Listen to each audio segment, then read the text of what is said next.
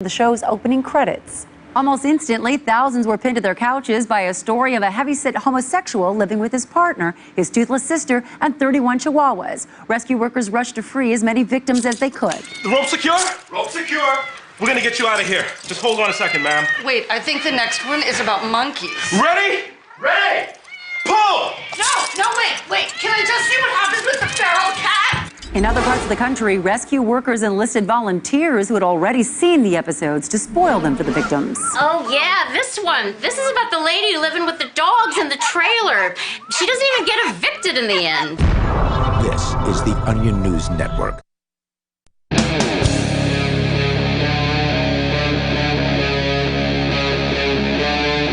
Free Talk Live.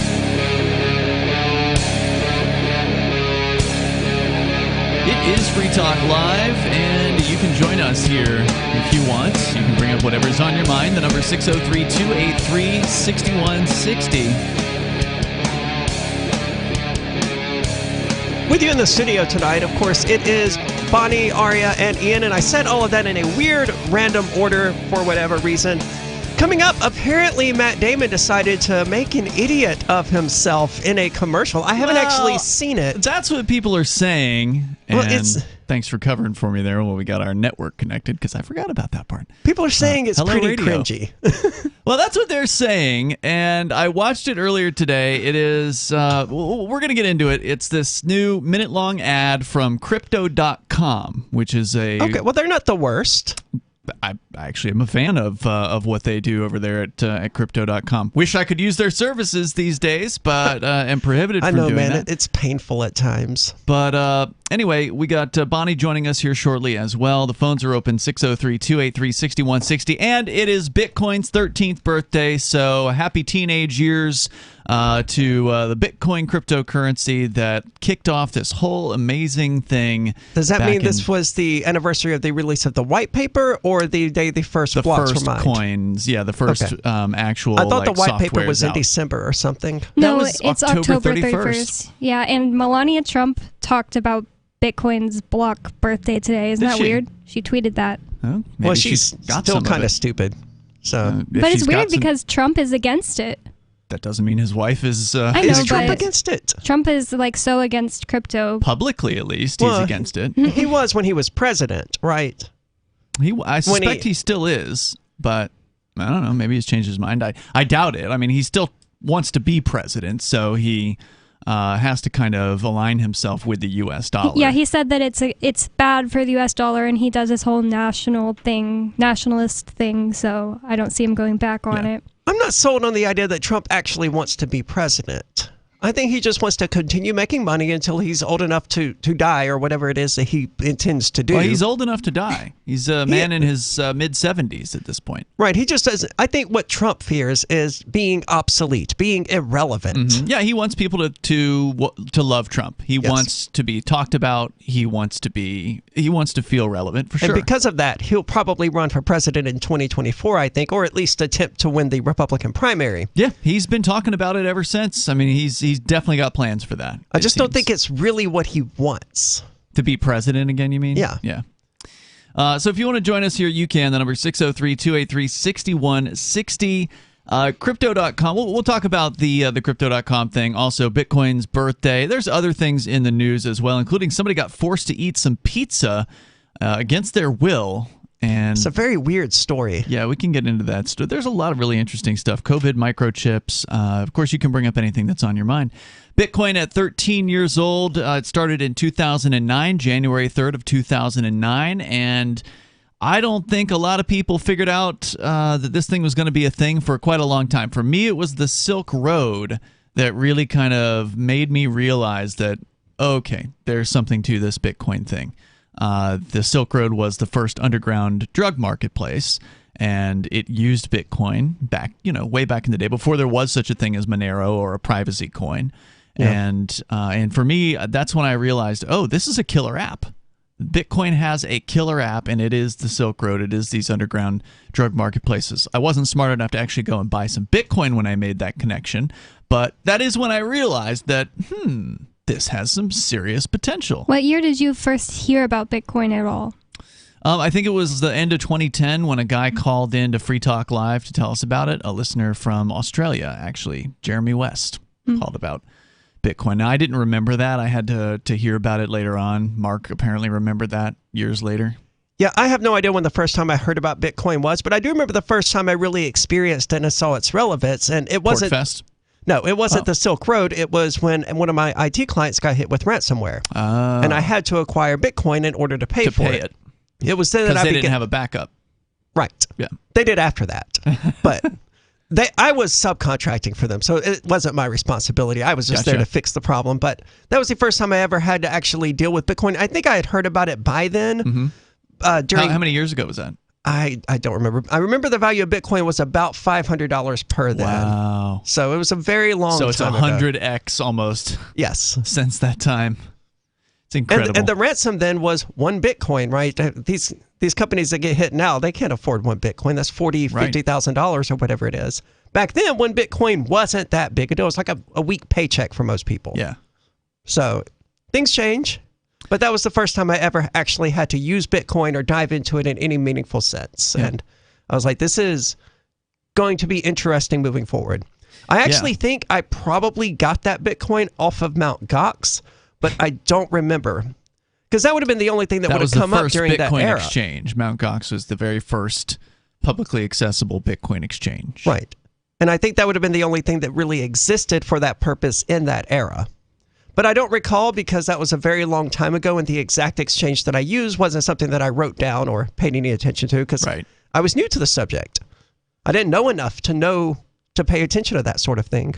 Yeah, it's a fascinating subject. Of course, we talk a lot about it here on Free Talk Live. And if you do want to learn about Bitcoin and Bitcoin Cash and cryptocurrency, get over to Bitcoin.com, which is where they've got all kinds of good information. You can just click on Get Started at the top of the page. Watch the first introductory video. Watch more than one if you got time, because it is a really interesting topic. There's some really important ideas that you should get down, like decentralization, like why money should be decentralized. That's I would say probably the most important. I mean, just off the top of my head, of all the things that make Bitcoin different and that make it special, the decentralized aspect of it is a really key aspect, don't you think? Absolutely. I mean, why should governments have almost unilateral control of your prosperity, your wealth, what you use to secure food for your family? That's dangerous. And the decentralization that cryptocurrencies allow mean that governments don't have to control that anymore, that no one must have control over your livelihoods, your wealth, your prosperity, everything that you need in order to survive. Governments don't have to control it. Yeah, the government now could say that they, or at least the Federal Reserve, technically own all the dollars and we're just using them. But nobody can say that about cryptocurrency. That's a good point, Bonnie, because that is what a note is, technically. If you look at the dollars that you might have in your wallet, it says Federal Reserve note. Yeah, it's like a promissory note, isn't it? A note is evidence of debt. That's what notes are. In the money world. And so if you hold dollars, you just simply hold evidence of debt.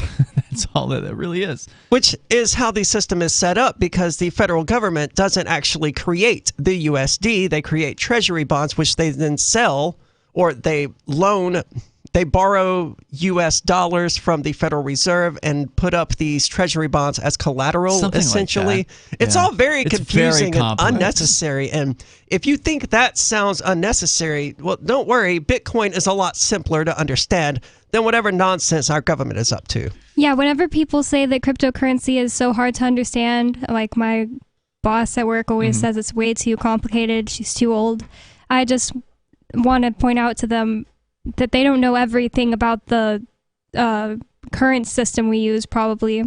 And you definitely don't learn that in school. Oh, hell no. They don't know anything about the current system. They don't know how treasury bonds and U.S. dollars work or what a federal fractional reserve system is. They don't know that. I barely have any kind of, just a basic level grasp on any of those topics. Well, they've made it as confusing as possible so that they can, screw us over, and it's harder for us to say, oh, well, it's because they did this. Instead, we have to rattle off a bunch of complicated terms that the average person doesn't understand. Well, it's not just, of course, the United States government gang that is printing out money. The headline here from Reuters is Turkish inflation soars to 36%, which is the highest in their current dictator's era. So they're looking at some pretty serious double-digit inflation numbers over there. Food and drink prices are up nearly 44% year on year. So the Turkish lira is having a real tough time, and, well, people are looking into alternatives to government monies. And this can happen in the United States. In fact, it is happening here. Just, the official government numbers haven't hit 36% yet. They're still saying it's around 6 to 9%. It's slightly less drastic here. Yeah.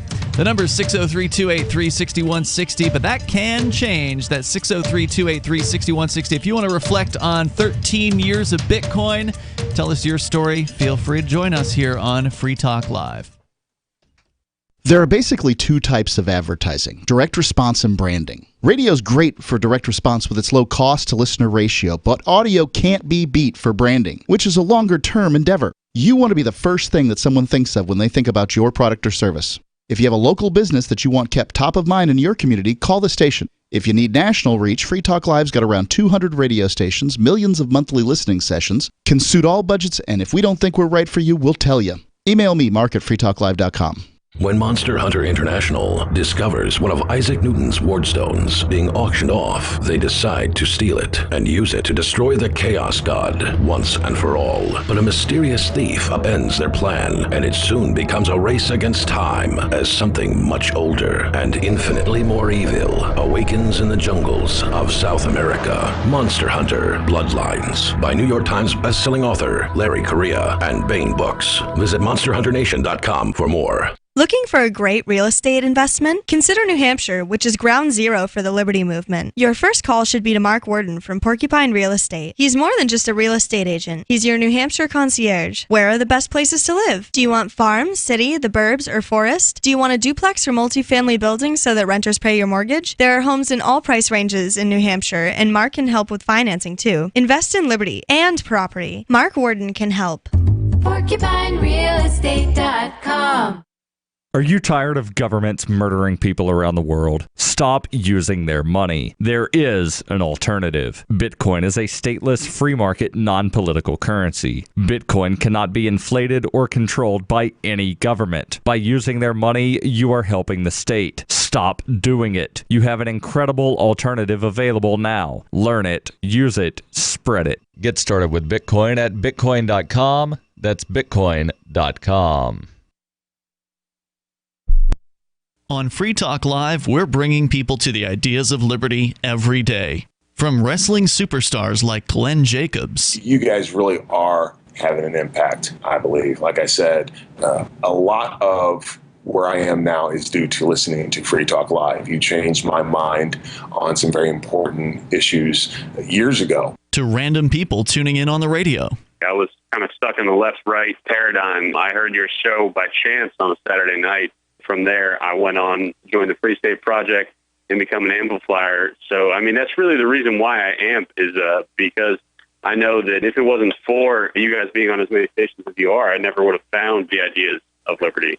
You can help more people hear the message of liberty by joining Free Talk Live's AMPS program on Patreon for as little as $5 a month. And you'll get access to special perks. Visit amps.freetalklive.com, amps.freetalklive.com. If you want to know the latest about Free Talk Live before we go on the air, all you need to decide is how you want it delivered. It's your choice. Visit news.freetalklive.com to receive our usually weekly news updates by email. Plus, we have a Twitter account at twitter.freetalklive.com, and you can follow us on the decentralized Mastodon platform at toot.freetalklive.com. So please follow us at toot.freetalklive.com and sign up for our emails at news.freetalklive.com.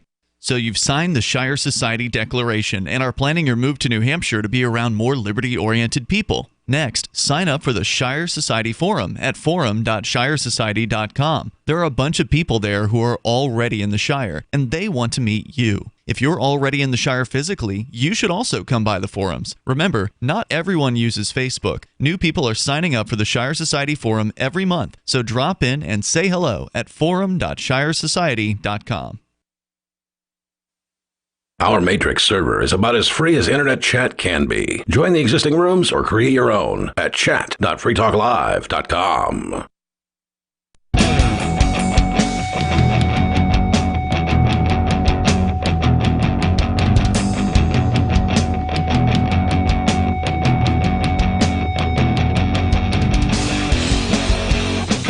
Talk Live phones open here if you want to join us. 603-283-6160. That's 603-283-6160. We're just kind of talking about Bitcoin on its 13th birthday. Now, as you pointed out, Aria, the Bitcoin white paper came out on October 31st in 2008. That's just when Bitcoin's mom got pregnant, though. Bitcoin was born on January the 3rd. It's a good way to put it. January 3rd of 2009, which makes this its 13th. Wait, that means Kyle Rittenhouse, Greta Thunberg, and Bitcoin all have the same birthday. Wow. Who knew? I know. Don't send the conspiracy theorists into overdrive, please. Not this early in the show. So you can, of course, join us. You can comment on Bitcoin. We're just kind of talking about some of the things that make it unusual, make it unique, or made it unique. Now it's not really that unique. There are thousands of competitors. It's special still, but not unique. It's still the first, and it will always have that. But as far as its uniqueness, no. Anyone who wanted to could copy Bitcoin's code at any time and make Dogecoin. And then make Dogecoin, or make Dash, or make Litecoin, or you fill in the blank. There's a ton of these things that have come out. Some of them have completely flopped. They don't exist anymore. It's kind of interesting if you go and you look at archive.org, which is the website that sort of archives the internet. Basically, you can put in the website you want to look at. Like if you put in freetalklive.com, you can see what our site looked like 15 years ago to today. Dude, how much space does that take up? I don't know. I always think about that. It's unbelievable thinking about how much space that could take. They've got to have data centers that rival Google, man. Maybe. I mean, it's not a full archive of the web. It doesn't archive like all of the images and all of the videos, and so you'll get some of the website content, just enough to kind of give you a feel for what it was like. But if you go back on like coinmarketcap.com, these sites that listed the cryptos from back, years and years ago, and you look at the top 10 or the top 50 or whatever, you're going to see a bunch of coins that they're just not there anymore. No, I remember, back when I was looking into all of these altcoins, I hate that terminology, but alternatives to Bitcoin, there were things like Orange Coin, there was a pot coin, there was a hemp coin, there was a canna coin. None of those exist anymore. Not in any meaningful... Sure, the blockchains are probably still out there somewhere, but I think Orange Coin's last transaction was in like 2016 or something. Oof. So, they're dead. For all intents and purposes. Yeah, and there are thousands of coins that are dead like that. And at some point, some idiot put a lot of money into Orange Coin, and now it's gone forever. I'm just looking here at Potcoin since you brought it up. I remember one guy locally being excited about that one. Dude, there were so many, and there were so many people saying, "Oh, this is the real one. This is the one that's going to make a difference. The whole cannabis industry is going to use this Potcoin." And I'm like, "No. Why wouldn't they just use Bitcoin? It's already there." I was confused because I've never heard of any of these. What is the point of mixing like weed and crypto? It's just to market a coin.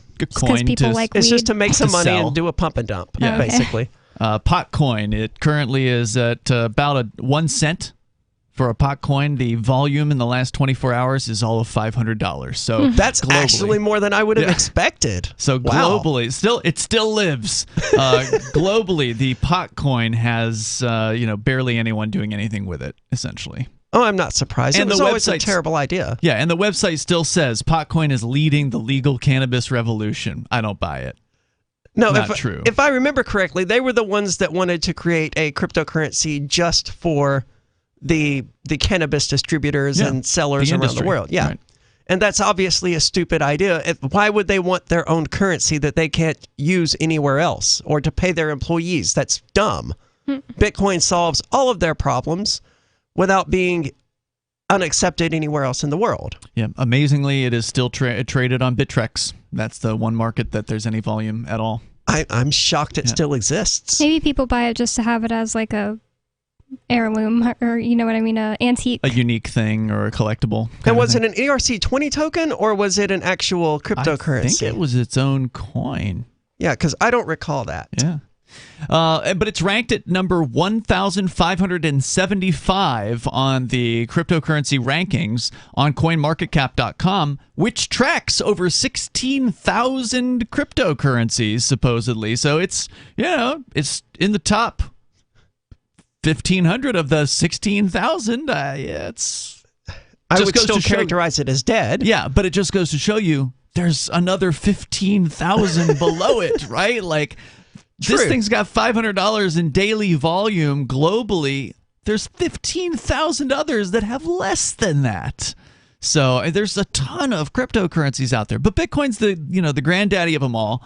And we talked about decentralization being an important aspect where there is no center, unlike money coming from governments, where it comes from a central bank. It's right there in the name. Centralized banking. Every dollar comes out of the same organization. They issue these things at whatever rate that they want to, and if they want to increase the rate, then that increases what's called inflation. That is what inflation is. It is the increase in the money supply, and we've seen them doing that more so in the last 2 years than probably in most of our lifetimes.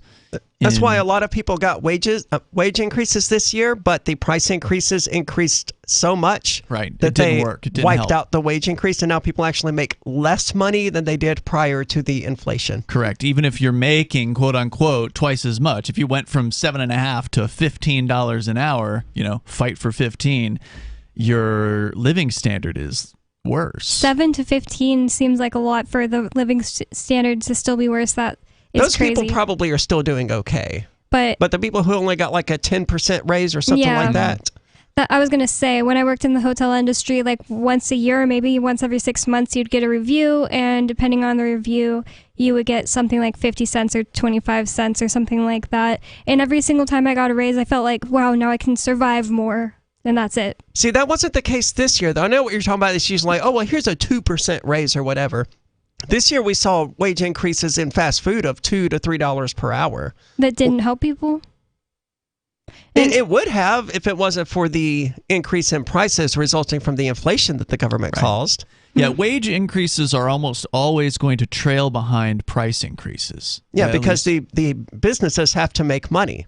Yeah, and it takes them time to implement these changes, and the prices take time to rise, and all of these things take time, right? And I've not seen the study, a study, and maybe it's been done, I just haven't seen it, on just how behind the ball people are now as compared to 2 or 5 years ago. Is it really, the living standard has gone down? Because that's generally what I think is going to happen. It felt behind the ball back then, and that was, 4 years ago. Yeah. So if you want to comment, you can join us here. What are some of the other key elements besides decentralization that really set Bitcoin apart from the government money system? Well, at the time, the encryption aspect of it and the widespread belief that it was anonymous money. And of course, now in hindsight, we know that it's not anonymous, it's pseudo-anonymous, or whatever the term is. Yeah. But that set it apart. Did it, though? Because U.S. dollars are also really anonymous. I mean, it's just a piece of paper that you can hand to someone. So I guess it managed to take a digital transaction and give it the anonymity of the USD. We can continue here, and of course your calls and thoughts are welcome on the 13th birthday of Bitcoin. And then coming up, the commercial that's got people stirred up about cryptocurrency, and they're laughing at it, but should they be? We'll tell you, and we'll play the audio coming up. And now, time for something totally different. Intercoin is a project that's working to make crypto mainstream. We use the power of smart contracts to help any community in the world launch their own cryptocurrency. Ever wanted to release your own coin or build your own app to grow your business? Intercoin's team builds apps that have reached 9 million people around the world. And now it's time to help make a real social impact in your local community. Go to intercoin.org and join the movement. That's intercoin.org. When we first started Intercoin about 3 years ago, we had a big vision to help every community in the world have access to the same tools that large states and federations do, to hold local elections on the blockchain, to have their own local currency, shop local, hire local, and help fight the forces of globalization that have decimated some of these communities. Go to intercoin.org and join the movement. From Feature Story News in Washington, I'm Jagruti Dave. A newly unsealed settlement reveals that Virginia Giuffre agreed not to seek legal action against anyone connected with Jeffrey Epstein. Giuffre is currently suing Prince Andrew, who she accuses of sexual assault at several of Epstein's properties. William Denzelo reports from New York. The 2009 settlement reached between Virginia Giuffre and Jeffrey Epstein ordered the late financier to pay her $500,000. But the settlement also stipulates that she can't seek legal action against other potential defendants connected to Epstein. Giuffre claims she was sex trafficked by Jeffrey Epstein and Ghislaine Maxwell and was forced to have sex with Prince Andrew when she was 17 years old. Giuffre is currently suing the royal in a civil case. Prince Andrew has vehemently denied the allegations, and his legal team argue that the settlement means that he's exempt from legal action. A hearing on whether to dismiss the case is scheduled for Tuesday afternoon in New York. Children in the United States aged 12 to 15 are now one step closer to a Pfizer booster shot. The Food and Drug Administration expanded eligibility for the jab on Monday as students return to the classroom amid a surge in new infections. Tony Waterman has more from Austin, Texas. With new COVID-19 infections sitting at a pandemic high, the FDA on Monday signed off on a third jab of the Pfizer-BioNTech vaccine for children as young as 12. It also authorized booster shots for kids aged 5 to 11 with immune deficiencies. Officials are determined to keep schools open as the Omicron variant sweeps across the country. Studies have shown that a booster shot significantly increases protection from the highly contagious strain. The CDC's Vaccine Advisory Committee is expected to meet later this week, where it could endorse the FDA's recommendation. The United States, China, Russia, France and the UK have all signed a joint statement agreeing to work together to avoid a potential nuclear war and limit the further spread of nuclear weapons. These nations are the 5 nuclear weapon states named in the 1968 Treaty on the Non-Proliferation of Nuclear Weapons. The 5 world powers are also the 5 permanent members of the UN Security Council. It's a rare sign of unity between countries who've been at odds over a range of issues from trade to security and have also had their fair share of diplomatic spats. In the statement released by the White House, they affirmed that a nuclear war cannot be won and must never be fought. And they said they were committed to the article in the Nuclear Non-Proliferation Treaty which calls for nuclear disarmament. The statement was supposed to come at the same time as a review conference of the treaty, but that has been postponed because of the coronavirus pandemic. From bureaus worldwide, this is FSN. You can stick it to the man and big tech. Join our FTL social mastodon at social.freetalklive.com.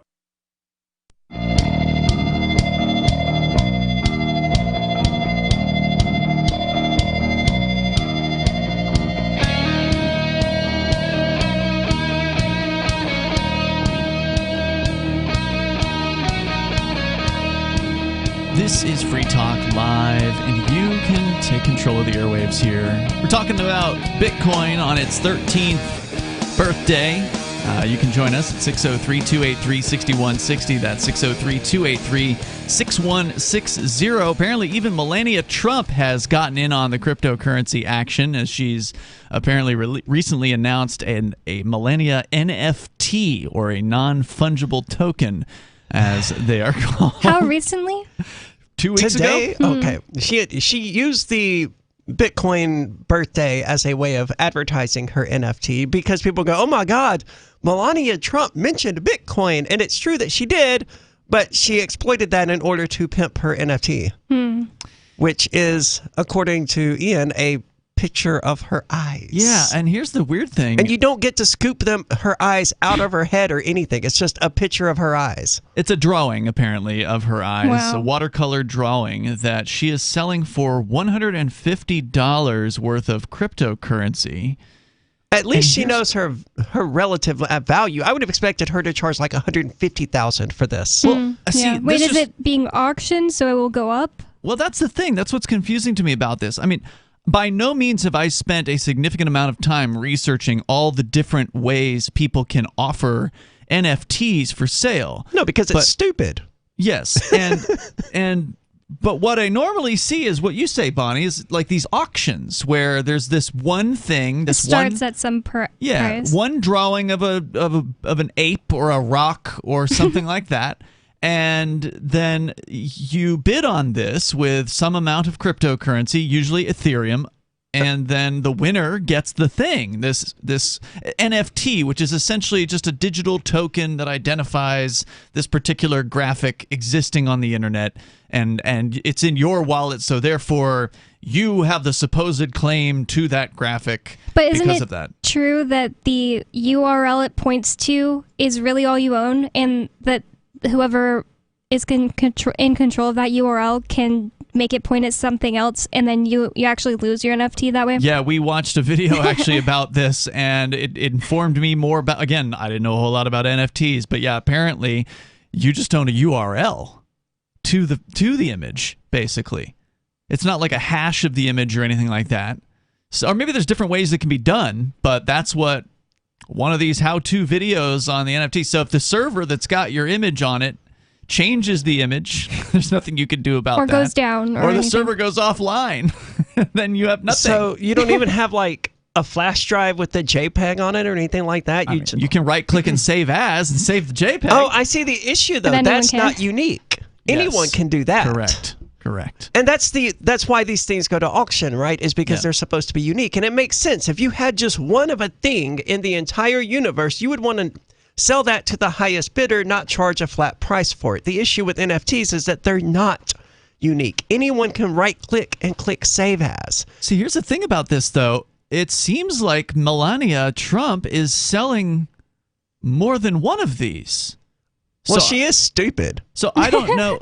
That's why I just don't believe that she wrote that tweet today talking about Bitcoin's the Bitcoin 13th birthday. It didn't even sound like her. I mean, it was Well, she would certainly use it to promote her NFT that she's trying to sell. Yeah, but I still feel like she had to hire somebody to write it. Like, I don't even believe she orchestrated any of this, to be honest. I've looked into a lot about Melania Trump and watched a lot of interviews, and I was just telling Arya this because I was kind of excited for her to be First Lady at first because I thought she would come out being really cool, decorating the White House really cool, dressing really nice, and she just has no personality and no brain. See, I always had really low expectations of her because I understood that she was just a model, lifelong prostitute. Yeah. But if it was like Kim Kardashian, who also kind of falls I would have under even that. lower expectations. I'm just saying it could be interesting because she has personality, but Melania just Kim doesn't have Kardashian personality. came out with a stupid promotion last summer of some Ethereum token. Remember? Yeah, and I don't think it was Ethereum Max. Yeah, and I don't think she Ethereum wrote Max. that either. Of course not. She doesn't even know what it is. Somebody just gave her a bunch of money and said, "Can you post this to your Instagram?" And she did. But it could have been like that makes me miss John McAfee, man. Yeah, it's true. He was the king of doing that. Sure was. And he had no shame about it. No, he would straight up tell you if you gave him $100,000, he would promote your crypto, whatever it was, scam or not. The world was not good enough for him. Scam or not. Rest in peace.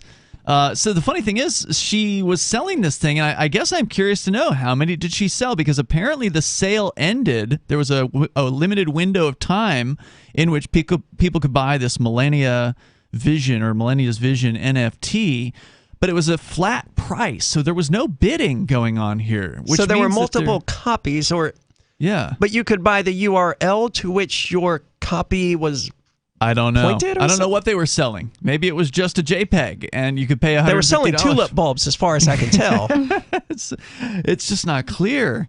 But I'll see if I can dig up any more information about it. But it just sounds like she was selling a watercolor JPEG of her eyes for $150, or excuse me, 1 Solana, which is a newer cryptocurrency that don't know a whole lot about. Although I don't know anything about it. I've heard that it has crashed, that the Solana network has gone down on multiple occasions, which led people to reveal that it's actually a centralized network, and it's not actually a decentralized quote-unquote cryptocurrency. So now, is it centralized because like one organization is like really in love with it, and the problem is that they haven't gotten enough individuals on board to be truly decentralized? I'm not sure. Neither one of us know anything about it. If you know more about it and you want to comment, you're welcome to join us here. The number is 603-283-6160. But, I mean, everybody's on this train of the NFT thing, and will this year be the year that it finally dies off? Or is it going to reach new heights?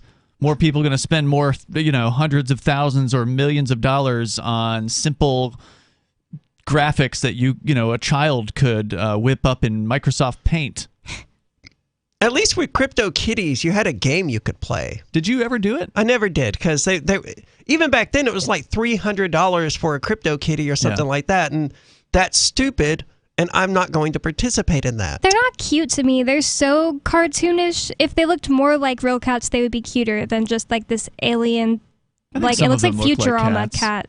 I think so. I've only seen a few over the years, but I think some of them look like cats. I think there's a wide range of what you can get. The ones that you think of when you think of CryptoKitties that are like, they're not made to look, they're like alien cats. I just don't think they're that cute. Okay. So apparently there might be 2,807 of the Melania's Vision. So she's just selling a whole bunch each for 1 Solana? Yeah, apparently. Well, how many does she actually sell? Another great question. I don't have the answer to that. I hope it's 0, but I know in my heart that it's not. Is it a picture of her eyes before or after the botched plastic surgery that gave them the weird look? Well, see, that's why they're a watercolor, because the painter can just not include that detail. Right. So we were just overarching, looking at the Bitcoin revolution, whatever you want to call it. It's an amazing thing that has happened. We're 13 years into this now at this point, and so kudos to Satoshi Nakamoto. Just want to say thanks. If you're out there listening still, if you're not dead or if you're not in a prison cell, which some people, there's different theories about. Well, he might be listening if he's in a prison cell. That's possible, yeah. There's different theories about, who this guy or gal is or group of people is. But thank goodness that Satoshi Nakamoto did what he or she did back in 2008, 2009, because this has been a major tool to shift the power of money from the governments and the banks into the hands of the individual. And that's really what Bitcoin and other cryptocurrencies do so well. And that's why the governments of the world hate it so much, because it is beyond their control. They're trying. They are so desperately trying. Yeah, but they're so inefficient and behind that they've already lost the war, and they don't even know it. They don't know it. Hillary Clinton knows it. She does, yeah. She said time is running out. In her recent interview. Hillary. Yeah. 603-283-6160 is the number here. If you want to join us, what do you want to talk about? The NFT craze? Are you into these things? If so, why? Can you share that with us? Or just talk about why Bitcoin has just been the most amazing technology of our lifetimes besides the internet. The Free State Project has reached its goal of 20,000 liberty lovers who've pledged to move to New Hampshire and get active to achieve liberty in our lifetime. Perhaps you're trying to figure out what part of New Hampshire should be your destination. If so, consider Keene. You'll find more than 150 reasons to move to Keene at move.freekeene.com. Keene is famous for its historic, publicity-generating activism, as well as being the liberty media capital of the world. It's home to freekeene.com, New Hampshire's destination for liberty activism, news, and opinion. For years, we've been compiling over 150 reasons to move to Keene at move.freekeene.com, where you'll learn about some of what's happening here and what makes Keene a great place to live. If you love liberty, you'll probably enjoy anywhere you end up in the Shire. But do your due diligence first. Please visit move.freekeene.com for the full list of over 150 reasons to move to Keene. That's move.freekeene.com. The new 4th edition of Healing Our World, The Compassion of Libertarianism, will take your understanding of liberty to a deeper level and has over 1,300 updated references, new cartoons, and a foreword by Dr. Ron Paul. With discounts for multiple book purchases, the 4th edition of Healing Our World is a great gift for the liberals, pragmatists, environmentalists, and Christians in your life who think libertarianism is cold-hearted. Get yours today at healing.freetalklive.com and use promo code FTL for a $5 discount. There are lots of ways to listen to Free Talk Live. Our podcast has been around since podcasts began, and now the FTL feed is loaded with content besides our full show archives. Did you know that we make it easy for you to customize your podcast subscriptions? We have different feeds, one that includes only our full shows, one with just the Daily Digest, and our main feed that includes everything. You decide what you listen to. It's quick and easy to customize your feeds at feeds.freetalklive.com. That's feeds.freetalklive.com. This is Michael Dean from the Freedom Fiends. I've run websites since 1996 and have used over a dozen web hosts in that time. AgristHosting.com is the only one that hasn't broken my heart. Agrist Hosting's uptime and service is stellar, and their DDoS mitigation is the best I've seen. That's important because if you tell the truth in this world, you'll ruffle feathers. And some people will try dirty tricks to silence your voice. No matter what the haters hit us with, Agrist Hosting keeps our websites online. If you have a mission-critical commercial presence or a world-changing activism site, you cannot tolerate any skullduggery. So go with AgristHosting.com. Have a WordPress or blog site, but you're not satisfied with performance or uptime? Or just want raw hosting? Want to pay with Bitcoin? Agrist Hosting specializes in high-performance hosting with personalized service. Go to AgristHosting.com and click on the button that says Get Hosted. That's AgristHosting.com. What if you want to hear the latest episode of Free Talk Live, but all you have is your phone, you forgot to download our archive, and you have no data connection? You can call our Listen line at 641-793-0191. That's a long-distance number, so you may incur charges. If not, listen as long as you want. 641-793-0191. The Free Talk Live Listen line, 641-793-0191. My name is Jacob Hornberger. I'm president of the Future of Freedom Foundation, which Congressman Ron Paul awarded for having an outstanding freedom website. Write us at fff@fff.org, and we'll send you a free 3-month subscription to our monthly journal of libertarian essays and our booklet, Economic Liberty in the Constitution, which George Mason University economics professor Walter Williams praised in a recent column. That's fff@fff.org. Don't miss a moment of Free Talk Live. Get our archives daily via our podcast at feeds.freetalklive.com.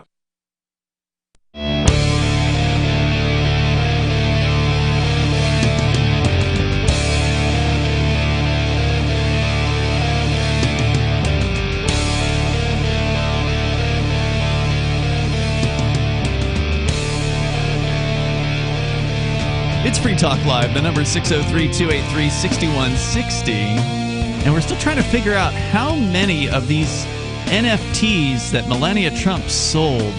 I saw one guy posting an image showing a potential maximum number of 2,800, but that might have been somebody copying it. So, according to the Financial Times article about the subject at FT.com, Melania Trump is flogging fungible NFTs. So the whole point behind a non-fungible token, supposedly, is that it's inexchangeable for another thing. It's a unique thing. It's this one-off. So she did it wrong. Yeah, you could transfer ownership, presumably, right? Correct. But there's not another one of these things supposedly that exists. That's the whole selling point behind an NFT. Yeah, but we've already established that Melania is stupid. Yeah, that the fact that she did NFTs wrong just makes me further believe that she didn't write the tweet that came out today about Bitcoin. Yeah, and apparently Trump weighed in on this. Wow. So, what did Trump have to say? I'll share that with you coming up here in a moment. The number is 603-283-6160. And don't forget, you can join us online anytime over at freetalklive.com. We've got a social media website, and it is free to use over at social.freetalklive.com. There's been this huge blow-up recently on Twitter about this another conservative alternative to Twitter has come out. Oh, good. Another Gab, another Parler. Another Parler. It's called Getter. Gettr, and they're conservatives. We don't want them anyway, to be fair. It's true, but the problem is a bunch of libertarians are like jumping ship too, like, whoa, it's something else we can get on. Mastodon's been around for years. And it's actually run by Liberty. Well, Mastodon isn't, but the Mastodon servers like Liberdon.com and social.freetalklive.com are actually run by real liberty-minded people who actually are not going to censor you. Yeah, I never have issues with Mastodon either on my phone. Like technical problems? Yeah, I've never had a technical problem with them. I'm sure if you started jumping on the bandwagon of some completely new thing like Getter, you're going to always have issues. And surprise, surprise, people are having issues, including on this so-called free speech platform, censorship. And, of course, the libertarians, too. Well, Christopher Cantwell managed to get censored from Gab. Yes, so. he did.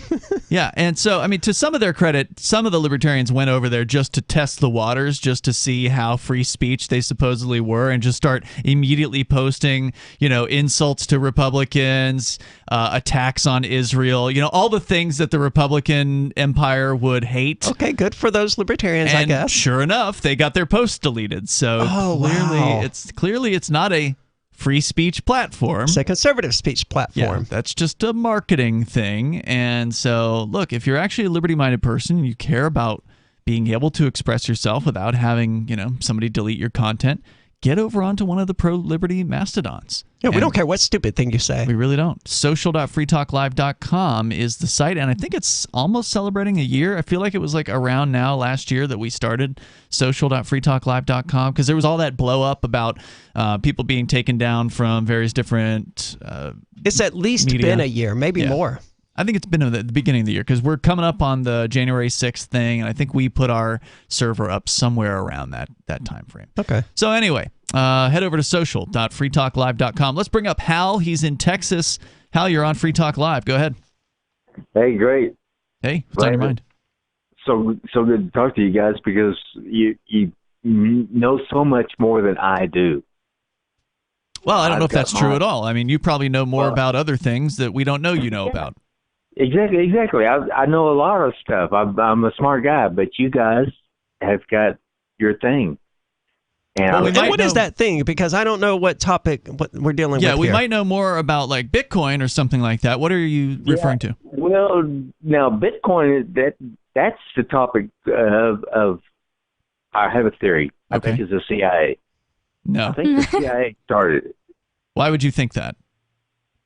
Because, well, actually, there's this character. I was in Pueblo. I was scoring some stuff from my mind, and I was talking to this guy, and he's kind of a little smartass, and I thought I'd just pick on him a little bit, and I started talking to him. I said, well, Bitcoin was started by the CIA. I just was talking.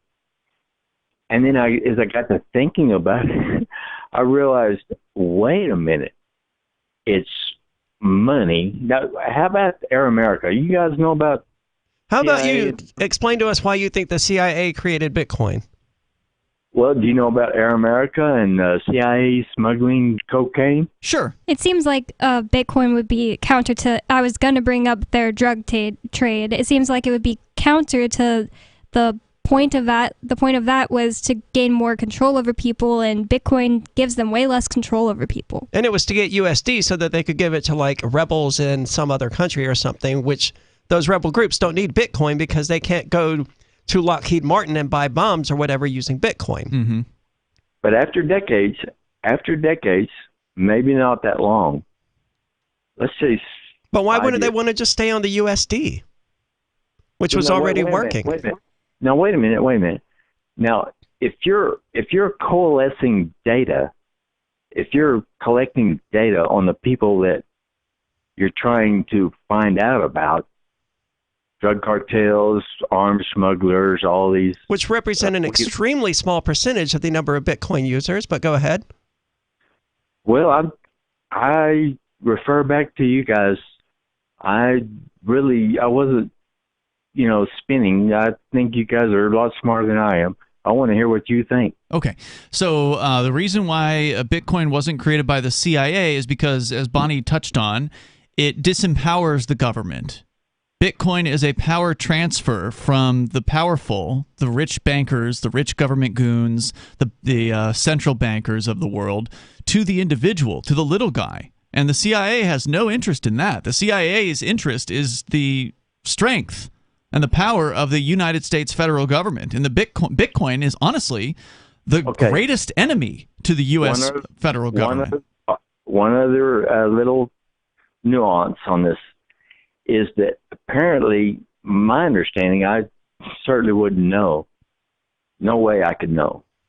But my understanding is that it wasn't actually the CIA that was doing all these, things, Mena, Arkansas, and all that. It was rogue aspects of the CIA. So maybe we're looking at a rogue aspect of the CIA that has. Why would there be a rogue aspect of the CIA designed to take down the U.S. government? Actually, what they're after is really information.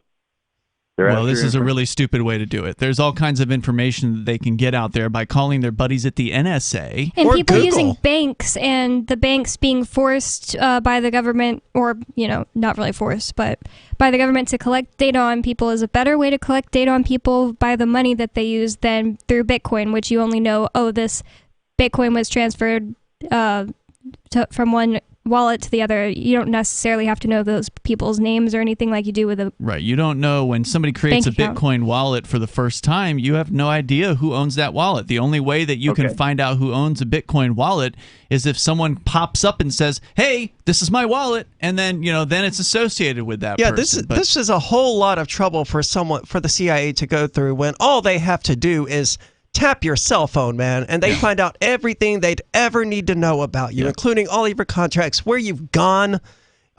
You could sell me on the idea that Steve Jobs or whoever created Android were CIA agents, because these things, they're spyware that we carry with us everywhere we go. Yeah, very effective at doing that, for sure. But Bitcoin isn't that. Thank you, Hal, for the call tonight. I appreciate hearing from you. Every now and then we hear this particular conspiracy theory, and there's just nothing backing it up beyond wild speculation. I could maybe be convinced that it came out and then when it came out, it wasn't meant to empower the people and disempower the government, and it was kind of an accident. They're like, oh no, this thing is doing something we didn't intend. If it didn't come out with a huge white paper explaining, this disempowers the government, gives power to the people. So yeah, peer-to-peer electronic cash, I believe, is the subheading of the Bitcoin white paper. Yeah, it was literally designed to transfer power back to the people. Yeah, and it's working very, very well. And again, that's why the government gang wants to put a stop to it. And Donald Trump has historically been very anti-Bitcoin, very anti-crypto. But now, all of a sudden, since his wife has her own so-called NFT, he's weighed in. And I gotta know what he has to say. Because all he can do, he can't tweet anymore, right? And his new website hasn't come out yet. His new Truth Social website that, by the way, Donald Trump chose Mastodon. That hasn't come out yet, so he can only really issue press releases. So he did issue a press release about this. We'll share it with you coming up here. It's Free Talk Live. Tired of cancel culture? Sick of mega tech corporations holding an axe over your head? Join the LRN.FM Matrix chat server. It's self-hosted, so no one else can tell us what to do or say. Don't like the existing channels? You can make your own. You can even connect into some of our channels from other Matrix servers. It's federated. For the full LRN.FM Matrix experience, though, you should join our server via the step-by-step instructions at chat.lrn.fm. Chat.lrn.fm. Do you feel like your nation, state, or community no longer holds your values? Have you dreamt of a place where people agree that liberty is important and are free to pursue their projects so long as they respect the property of others? There are many people just like you that are discovering freeprivatecities.com. Their social media links are at the upper right of the page at freeprivatecities.com. All skill levels will be needed when the first of the Free Private Cities opens. It's sooner than you think. Stop arguing and build. freeprivatecities.com. I'm a little obsessed with My Magic Mud. Several years ago, I met Jessica Armand, the founder and CEO of My Magic Mud, and I didn't even know my teeth were coffee stained. A week's worth of use convinced me, and now I use it every 3 or 4 days. It's clinically proven to whiten teeth, and I think it cleans better, too. My Magic Mud's available at most local health food stores, Sprouts, Natural Grocers, CVS, Walmart's Natural Beauty Aisle, but I can get it for you for 20% off with coupon code FTL20 at mymagicmud.com. FTL20 mymagicmud.com. If you want to know the latest about Free Talk Live before we go on the air, all you need to decide is how you want it delivered. It's your choice. Visit news.freetalklive.com to receive our usually weekly news updates by email. Plus, we have a Twitter account at twitter.freetalklive.com, and you can follow us on the decentralized Mastodon platform at toot.freetalklive.com. So please follow us at toot.freetalklive.com and sign up for our emails at news.freetalklive.com.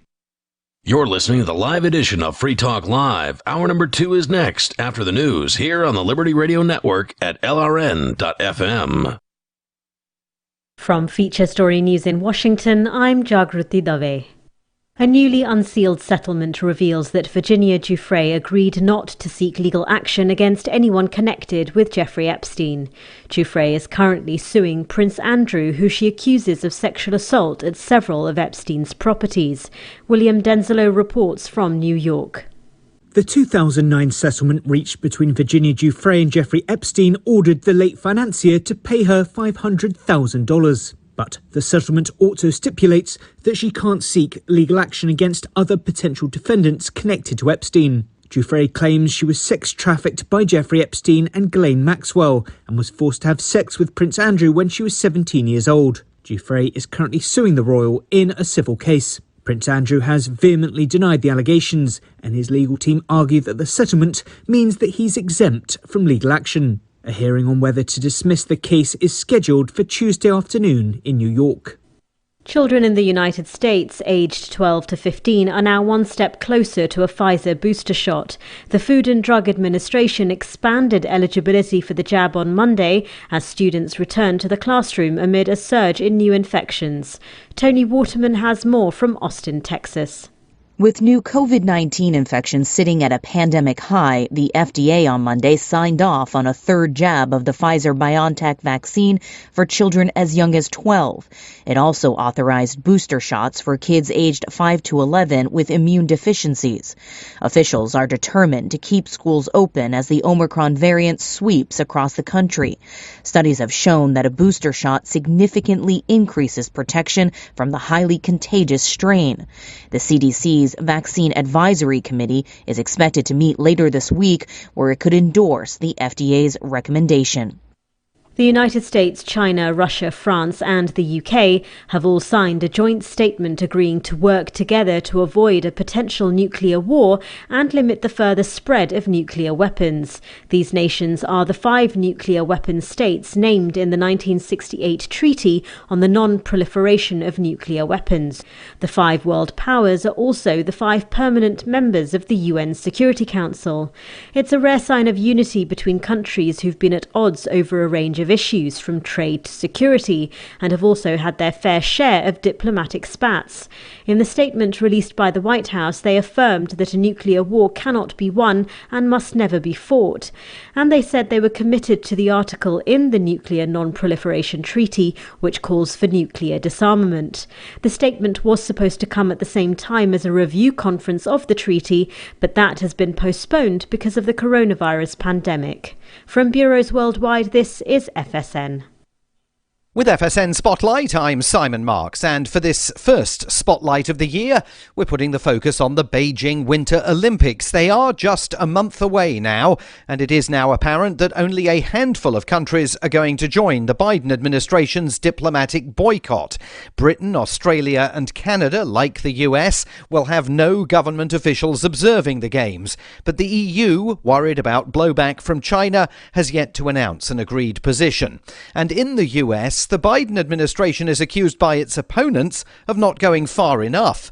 Bob McMahon is an analyst with the New York-based Council on Foreign Relations. The people who criticize the move on other grounds say it's basically half measures. Okay, you don't send an official delegation, but so what? The athletes are still there. China still gets to host the games that will take place with full participation and so forth. But the fact of announcing this, the fact of calling attention to China's record on human rights does register with China. China does not like to be called out in this way. They vehemently defend their record and they vehemently defend their right to carry out their internal affairs affairs as they see fit, whether it's repressing people as they see fit, all sorts of measures that China takes that are seen as outside of international norms. You will see a consistent Chinese approach to mitigate against what they call interventions in internal affairs. The Games get underway with opening ceremonies on February the 4th. Anxieties about COVID-19 perhaps causing more immediate concern in Beijing than the US-led boycott.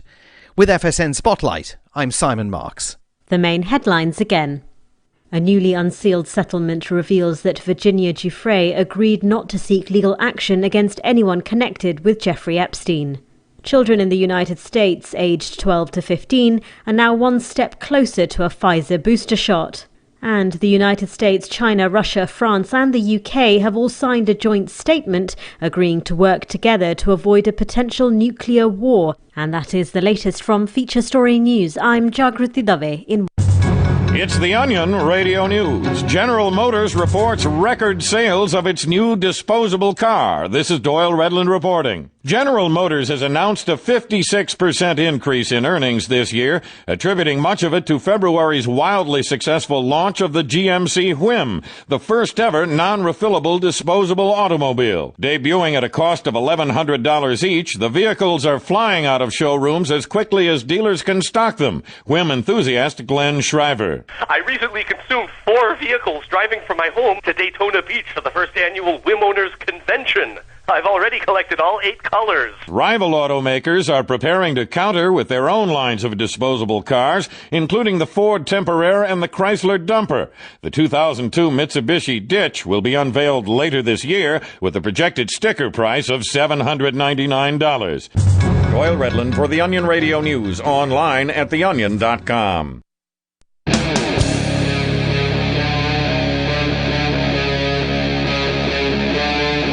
Free Talk Live.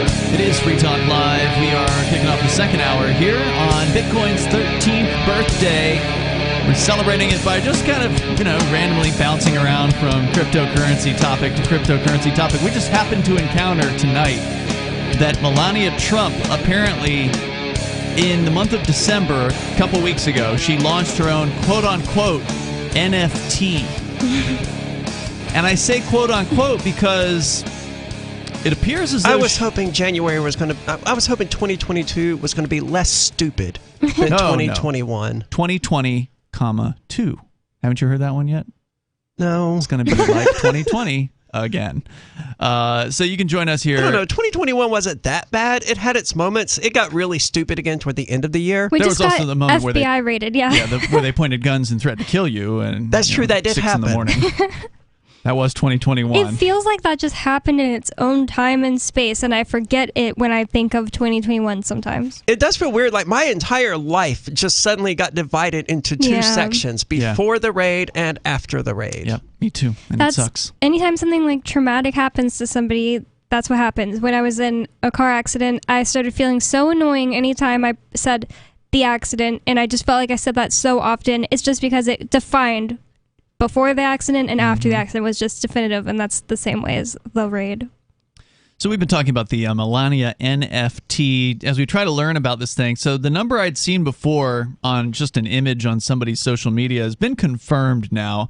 Apparently the way that this thing was sold was through her website, melaniatrump.com.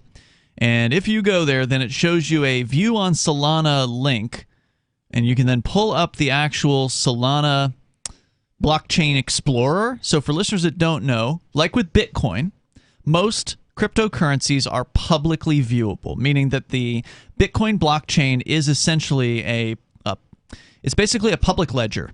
Yes. And it's decentralized, it's distributed. So that's another aspect. We were talking about decentralization, why Bitcoin's different from government monies. Being decentralized is important, and also distributed, meaning that the blockchain, which is like, last I heard, like 300 gigabytes or something. I'll have to check and see where it is these days, but it's hundreds of gigabytes in size. Sure. Very, very large file.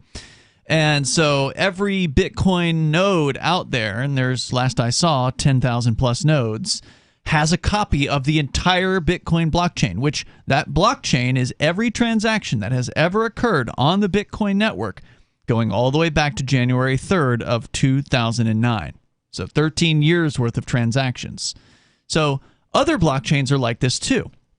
Many of them were copied from Bitcoin. The code was copied from Bitcoin. They launched their own thing. I don't know how Solana started. I don't know a lot about Solana. It is probably like most of these projects do in their mom's basement. Possibly. I mean, it is a top 10 it is a top 10 crypto. So I mean, it is definitely something to be, contended with. Some people say that it is a centralized project, maybe run by some sort of corporation. I don't know all the details. If you do, feel free. So I can't say I know a whole lot about looking at a Solana blockchain and what exactly I'm seeing here, but I definitely see next to current supply on the Melania token address, 2,807. So there's definitely 2,807 of these things available. Does that mean they haven't sold any? That's the other thing I tried to figure out. Was how many of these things in the last, because it was a limited sale, only 2 weeks. It ended on December 31st. Why 2,807? I don't know. But it ended on December 31st, so it was 2 weeks prior to that. And looking here at the history on the blockchain, it shows a number of transactions, right? And if you go down, you can see the full history. There's only 33 transactions on this account. So now I don't know if all 33 of those transactions are the one Solana purchases that, because I mean 2,840 is at least a round number, or an even number. So it looks like no more than 30 something people bought the Solana or the Melania NFT. That's a lower proportion of idiots out there than I would have anticipated. Yeah. However, this does have interesting ramifications for like campaign financing and things like that. Like if Trump does run again and he wants to sell an NFT, but do it the actual way, like one unique NFT and you auction it. I mean, he's not raising funds for the campaign in that case. The campaign is selling an NFT. They're selling a product. It would be interesting to see how that affects campaign financing or how that is affected by campaign financing laws. Trump issued a statement on December 17th about this. Statement by Donald J. Trump, 45th President of the United States of America. Congratulations to my wife, Melania. The launch of Melania's new NFT business epitomizes our American spirit of ingenuity, creativity, and entrepreneurship. We're exploiting gullible, stupid people. And doing it really late. Yeah. People are still jumping on this bandwagon. He goes on, he says, by leveraging blockchain technology, MelaniaTrump.com will provide Melania's fans, connoisseurs of the arts, and the public at large the ability to collect rare and limited edition pieces while benefiting children in the foster care community. So this apparently was a charitable fundraiser, according to Melania. She's got some sort of kids charity that supposedly the revenue is going to go towards. That's odd, considering she wore a shirt that said, I don't really care, do you, to visit the kids in cages on the border. Oh, wow. In 2020. She wore a jacket that the back of it said, I don't really care, do you? That's insane. Yeah, and it was like, oh, it's just a jacket. But that's so weird. That's a weird time to wear that. She chooses her jackets very carefully, I imagine. So anyway, there's your Melania Trump NFT, which was not really an NFT because there's 2,800 of them, unless you're going to say that it's still unique because you only got one out of 2,800. Well, it's limited edition, but not unique. Yeah, that's true. So there's that. We were talking about some of the things that set Bitcoin apart. We talked about decentralization, the fact that the blockchain, the ledger, this public ledger, is distributed over thousands of locations. That's a security aspect of Bitcoin. It's also one of its downfalls because it is all public. And this is one of the things that Monero came later and fixed. That's true. Like if anyone has your Bitcoin public address, they can type it into any of these blockchain explorers and find out exactly where you've sent Bitcoin to, where you've received Bitcoin from, and what your Bitcoin balance is. Correct. The only thing they can't do is send Bitcoin out of your wallet without your private key. And I think there's a few other little technical things they can't do. But if they have your public wallet, they can pretty much trace back exactly where your Bitcoins originated. They can, although you can still use Bitcoin in a, as you described, pseudonymous manner. You can create a new Bitcoin wallet, and no one knows that you have it. Yep. And so if you were to send some of the Bitcoin from your known wallet to an unknown wallet, then no one knows who owns that other wallet. They just know where it is. They can see it sitting there, but they don't know whose it is. So that, it's still it's not truly anonymous, but it's not totally, even though it's public, it's not totally known. It's not like the knowledge about who owns which wallet addresses is not clear. But as you mentioned, Monero, of course, was the first notable privacy coin that solves the problems that you're talking about. It's still distributed. There are still thousands of copies of the Monero blockchain out there. There still is a blockchain. It's just we don't really know how many Monero there are. Why not? Because we have no idea. Like, there's just no real way to be sure how many. Like with Bitcoin, we know how many Bitcoin are being released into the blockchain every roughly 10 minutes when a new block is found. It's, I believe, at the 6.25 right now is the number of Bitcoin that comes out. Fresh, right? Brand new Bitcoin into the system. And we know the cap at which Bitcoin will stop being emitted, which is 21 million Bitcoin. Yeah. And they just crossed 19 million not too long ago. So we're at like 90% basically of the total number of Bitcoin that's out there. First of all, Monero has no upper limit. So that's one of the differences, like another key difference besides the fact that it's private. And that is a downside, but as you pointed out, it can't really have an upper limit anyway. Or, I mean, I guess technically it may be able to, but we would never be able to prove that upper limit hasn't been exceeded because we have no idea how much Monero is in each Monero wallet. Correct. So, and I guess you don't really know the emission rate of Monero. I'm not sure how all that works exactly. Again, it's a fairly complex technology, and I'm not the first person to ask about it. But I like it. I'm not either. I like the fact that it's really flummoxing the government gang out there. They really hate Monero. Boy, if they hate Bitcoin, they have like a 10x hate on Monero because they can't trace it. All the more reason to use it. The IRS is begging people to somehow crack Monero, and they're still waiting for that taker. More coming up here in moments. You can join us. It's Free Talk Live. There are basically two types of advertising, direct response and branding. Radio's great for direct response with its low cost to listener ratio, but audio can't be beat for branding, which is a longer term endeavor. You want to be the first thing that someone thinks of when they think about your product or service. If you have a local business that you want kept top of mind in your community, call the station. If you need national reach, Free Talk Live's got around 200 radio stations, millions of monthly listening sessions, can suit all budgets, and if we don't think we're right for you, we'll tell you. Email me, mark@freetalklive.com. After a devastating war, the alien visitors were driven back, and their willing human collaborators were left behind to face the music. When Emma Jean Anderson's ex-lover brings her from prison, Nathan Foster and his 14-year-old nephew Ben are tasked with bringing the pair to justice. An easy enough job until they discover something is inside Emma Jean, and the fate of the planet hangs in the balance. The Family Business by Mike Coopery from BaneBooks.com. Looking for a great real estate investment? Consider New Hampshire, which is ground zero for the Liberty Movement. Your first call should be to Mark Worden from Porcupine Real Estate. He's more than just a real estate agent. He's your New Hampshire concierge. Where are the best places to live? Do you want farm, city, the burbs, or forest? Do you want a duplex or multifamily building so that renters pay your mortgage? There are homes in all price ranges in New Hampshire, and Mark can help with financing too. Invest in liberty and property. Mark Worden can help. PorcupineRealestate.com. Are you tired of governments around the world killing innocent people? Stop using their money. There is an alternative. Bitcoin is a stateless, free market, non-political currency. Bitcoin is money that cannot be inflated or controlled by any state. By continuing to use their money, you're perpetuating the killing. Stop doing it. You have an incredible alternative available to you now. Learn it, use it, spread it. Get started with Bitcoin at Bitcoin.com. It's Bitcoin.com. We have some good news. The indictments against Ross Ulbricht in the District of Maryland were dismissed with prejudice, meaning they can never be refiled. This is especially good because those indictments contain the only charge ever made that Ross engaged in murder for hire. This was a serious allegation that Ross Ulbricht denies. It was never prosecuted or ruled on by a jury, but was trumpeted by the federal government and the media as if it were proven fact. The Maryland court held these indictments for almost 5 years, poisoning Ross's case and leaving him under a cloud of unproven allegations.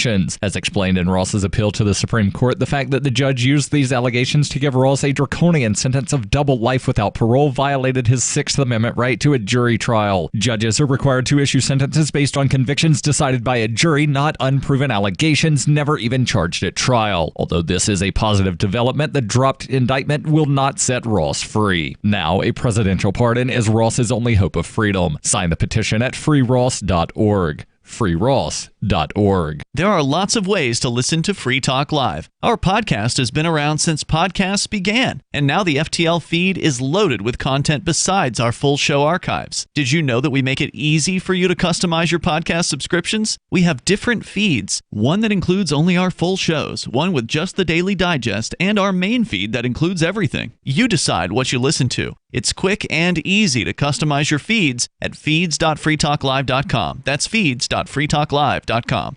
So you've signed the Shire Society Declaration and are planning your move to New Hampshire to be around more liberty-oriented people. Next, sign up for the Shire Society Forum at forum.shiresociety.com. There are a bunch of people there who are already in the Shire, and they want to meet you. If you're already in the Shire physically, you should also come by the forums. Remember, not everyone uses Facebook. New people are signing up for the Shire Society Forum every month, so drop in and say hello at forum.shiresociety.com.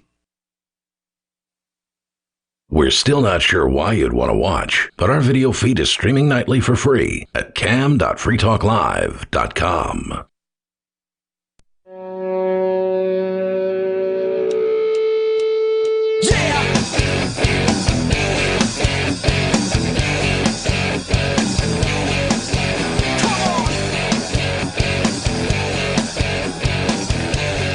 It is Free Talk Live. You can join us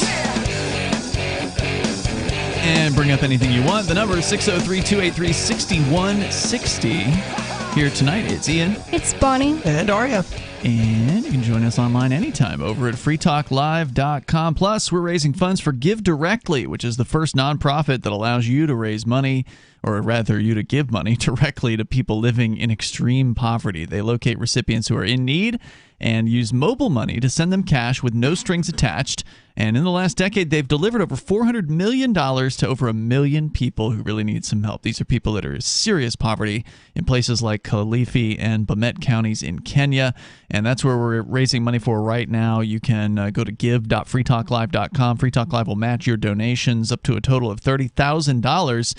Research shows that giving cash to people in poverty can help drive a range of important positive changes in their lives, like employment, nutrition, health, and education. Plus, cash allows those individuals to invest in what they need instead of relying on aid organizations and donors thousands of miles away choosing for them. So if you want to help some people out, you can help them by giving directly over at give.freetalklive.com. And they do accept cryptocurrency. Do they? Yes, they do. Also worth noting is that the original campaign for this ended on December 31st. Oh, okay. But we extended it until January 31st. Great. So that we could do additional promotion of it on social media and stuff like that, which I think it only got promoted once on social media, and that was when I did it toward the end of last month. Okay, so cool. Hopefully we'll get some more focus on that from the person who was supposed to have done that. It's never too late to give. I mean, you can always go to Give Directly, and poverty doesn't end. That's true. Just because our promotion does. So we're talking about Bitcoin. It's Bitcoin's 13th birthday, and there are a lot of people that are, I guess, laughing and jeering cryptocurrency over this Crypto.com commercial. Yeah, I only saw the headlines, and it was all about how people are mocking Matt Damon for his appearance in this, calling it cringy and stuff like that. I haven't seen it. Well, I haven't heard it, so it. I don't know. Yeah, you're going to hear it now, and I'm going to play the audio, and we'll describe what's going on in this minute-long spot. Apparently, it aired during some NFL games. According to some of the comments, it's been shown in front of movie theaters or like during the previews and such. I just flew a lot over the weekend, and there's still the LED display in Atlanta that occasionally promotes some Bitcoin project or a place to get Bitcoin right there in one of the largest airports in the U.S. So Bitcoin's getting pretty popular. It's getting out there for sure. And the fact that Crypto.com is doing so well as to be able to do huge sponsorships, by the way. These, buying an NFL game is not cheap. No, and they're in like postseason now. Like the Super Bowl's got to be coming a few up. weeks away, right? Yeah. So, and in fact, Crypto.com has some Super Bowl ads they're going to be doing. Wow. So that gives you some idea. They've actually been sponsoring entire sports teams, like stadiums. Like they've got some stadium out in Los Angeles or something like that, somewhere out on the West Coast. So they're doing very, very well as a company, obviously. And so here's what Matt Damon, who they hired to do this, and I believe that's because Matt Damon also is into crypto. right? Like, why would he appear in a commercial for Crypto.com? Because they paid him. Yeah, I don't think Meg the Stallion is into crypto, and she did this crypto thing. But they may be into crypto, right? I'm not saying Matt isn't, but yeah, I believe I've read that he is, but I don't have that in front of me at the moment. So here's the actual video. History is filled with almosts, with those who almost adventured, who almost achieved, but ultimately, for them it proved to be too much. Then and he's walking around like an empty hall, and the first sort of these computerized images start to fill the hallway with these world firsts sorts of things that you're going to hear more of in a moment. But the first one is like a Spanish ship. It reminds me of one of the earlier seasons of American Dad where Roger the Alien said something to the effect of, history is filled with sore losers who couldn't win, but who could spoil the winner's victory, right? Mm-hmm. And he listed off people like whoever that notorious traitor doing the Benedict Arnold. Yeah. People like that. And it just sounds sort of similar. Like history's full of people who could have been great, but weren't. there are others. The ones who embrace the moment and commit. And he's walking by like a man putting a pickaxe into the side of a mountain. He's climbing up like a snowy mountain. These moments of truth, these men and women, these mere mortals. He's walked by a picture or imagery or video of somebody flying a plane, like an early. Did they use Tank Guy in this video? No, they didn't. Are people calling this cringy because it sounds like one of those, Instagram, you can do it, you can work out 10 times today, you can just push yourself and achieve greatness to work out 10 times a day type of Instagram man things? Is that what's cringy about this? Because that's what I'm getting so far. Well, let me continue here, and we'll talk about what people are saying, and then you can tell us what you think. Just like you and me. For some reason, they're showing like alongside of these like amazing achievements, climbing up a snowy mountain, flying one of the first airplanes, like kind of the Wright brothers kind of imagery. Then there's just people in a club, and I'm not sure what that's supposed to be about. But anyway. As they peer over the edge, they calm their minds and steel their nerves. And this one is what's really... No, they don't. Those people who do these things, they are completely nervous as they do them. They're not all... Zen masters calm. I'm about to risk my life in this first flight ever for a human being. The Wright brothers were terrified when they did that. They just overcame that fear. Well, I mean, that's what he's saying. They steel their nerves and, overcome whatever they need to overcome. But what the imagery is on the screen at this point is now 5 astronauts walking on whatever the space bridge is to get over to, presumably a space shuttle. Space bridge. On the astronaut's little neck area, it actually says Satoshi on one of the astronauts, yeah. With 4 simple words that have been whispered by the intrepid since the time of the Romans. Fortune favors the brave. And then Crypto.com's logo comes up over what appears to be an image of Mars or something like that in the background, and download their app. Isn't it bold? Yeah, I don't know. I think it might be bold, but whatever. I mean, what's the difference ultimately between those two terms? So wait, what? I think it's fortune favors the bold. Oh. But regardless, I mean, pretty similar either way. So, your thoughts just on your initial hearing of this, and then we can get into what people are saying about it. Sounded all right to me. I think it's fine. I think Matt Damon just looks like a typical middle-aged Louisiana dad, and I don't like him. Well, that's what they're trying to sell this stuff to, right? People with money? Well, the typical average American who's watching football on a Sunday afternoon. Right. Oh, yeah, who's probably a dad drinking a Bud Light or a Budweiser or something. And they like Matt Damon. Yeah. So, I mean, he's the perfect guy to sell this to them instead of... I mean, if they wanted to sell it to, I don't know, younger people, they'd get... Who did you say? Megan the Stallion did do a Bitcoin ad. It was weird. Isn't he from Boston? Matt Damon? He just gives me Louisiana dad vibes. That's what I'm saying. So yeah, I think it's fine. And the big complaint is they're saying that someone buying Bitcoin is like being an astronaut. That's basically what the complaints are. But we'll share a couple of them for you coming up here, and you can share your thoughts at 603-283-6160. And you can Join us, bring up whatever's on your mind here on Free Talk Live. Free Talk Live's video archives have been on LBRY for years. LBRY is an uncensorable, decentralized, blockchain-based media sharing protocol, and we're big fans of it here on Free Talk Live. In 2020, LBRY launched Odysee, a video sharing website to compete with YouTube, and it's really taking off, now with over 1 million channels, many of whom are disaffected YouTube creators. During YouTube's crackdown for not towing the government line on COVID, the Free Talk Live YouTube channel started receiving strikes and could be completely taken down at any moment. Thankfully, Odysee started offering live streaming, so we're now streaming live every night and posting our video archives permanently to Odysee. You can watch live or anytime on our Odysee channel by visiting video.freetalklive.com. If you want to go all in, download the desktop app at lbry.com, and then every video archive you watch, you'll help seed and keep it online forever. At minimum, we ask you visit video.freetalklive.com and follow us on Odysee today. video.freetalklive.com. From Feature Story News in Washington, I'm Jagruti Dave. A newly unsealed settlement reveals that Virginia Giuffre agreed not to seek legal action against anyone connected with Jeffrey Epstein.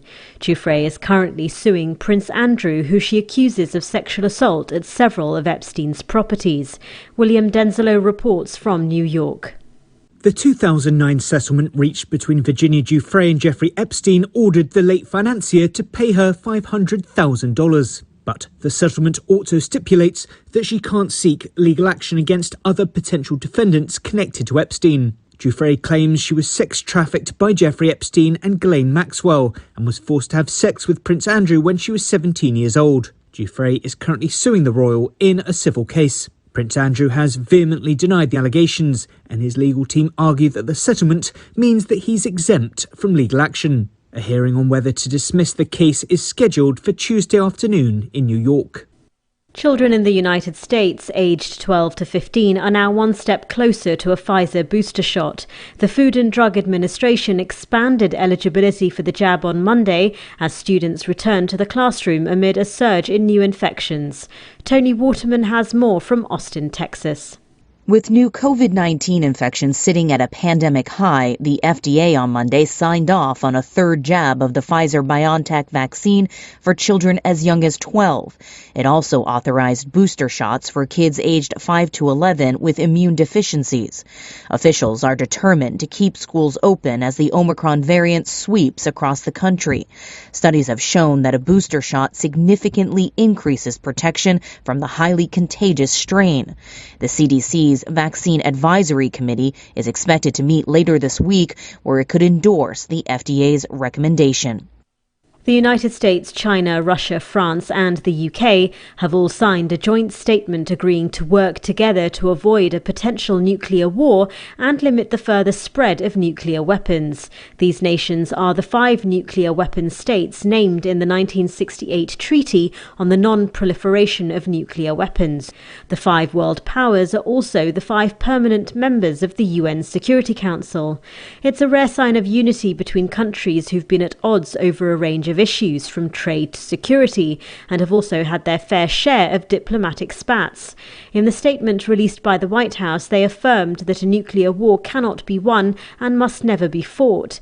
And they said they were committed to the article in the Nuclear Non-Proliferation Treaty which calls for nuclear disarmament. The statement was supposed to come at the same time as a review conference of the treaty, but that has been postponed because of the coronavirus pandemic. From bureaus worldwide, this is FSN. You can help spread the ideas of liberty with our Patreon for just $5 per month at amps.freetalklive.com.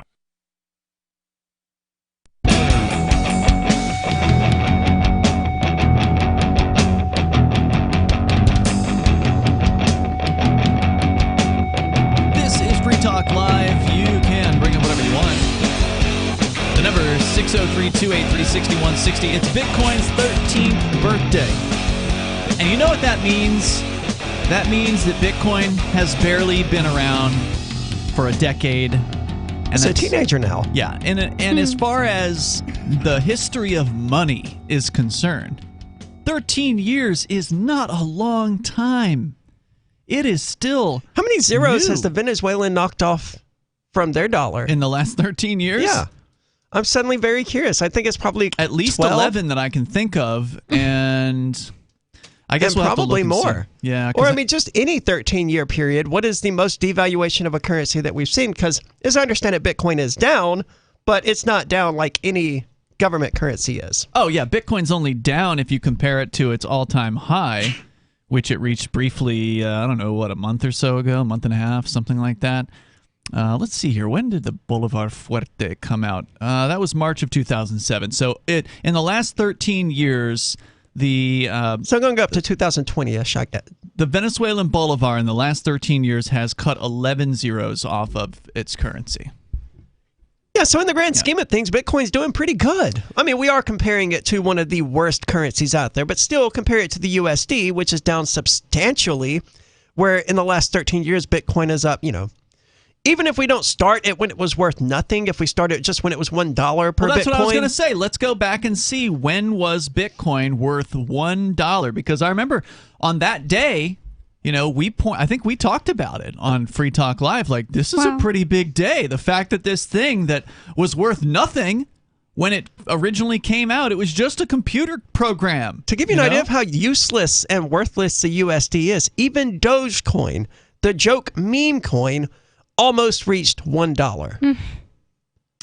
Oh, wow. The chart over at CoinMarketCap.com only goes back as far as CoinMarketCap existed, so it doesn't show.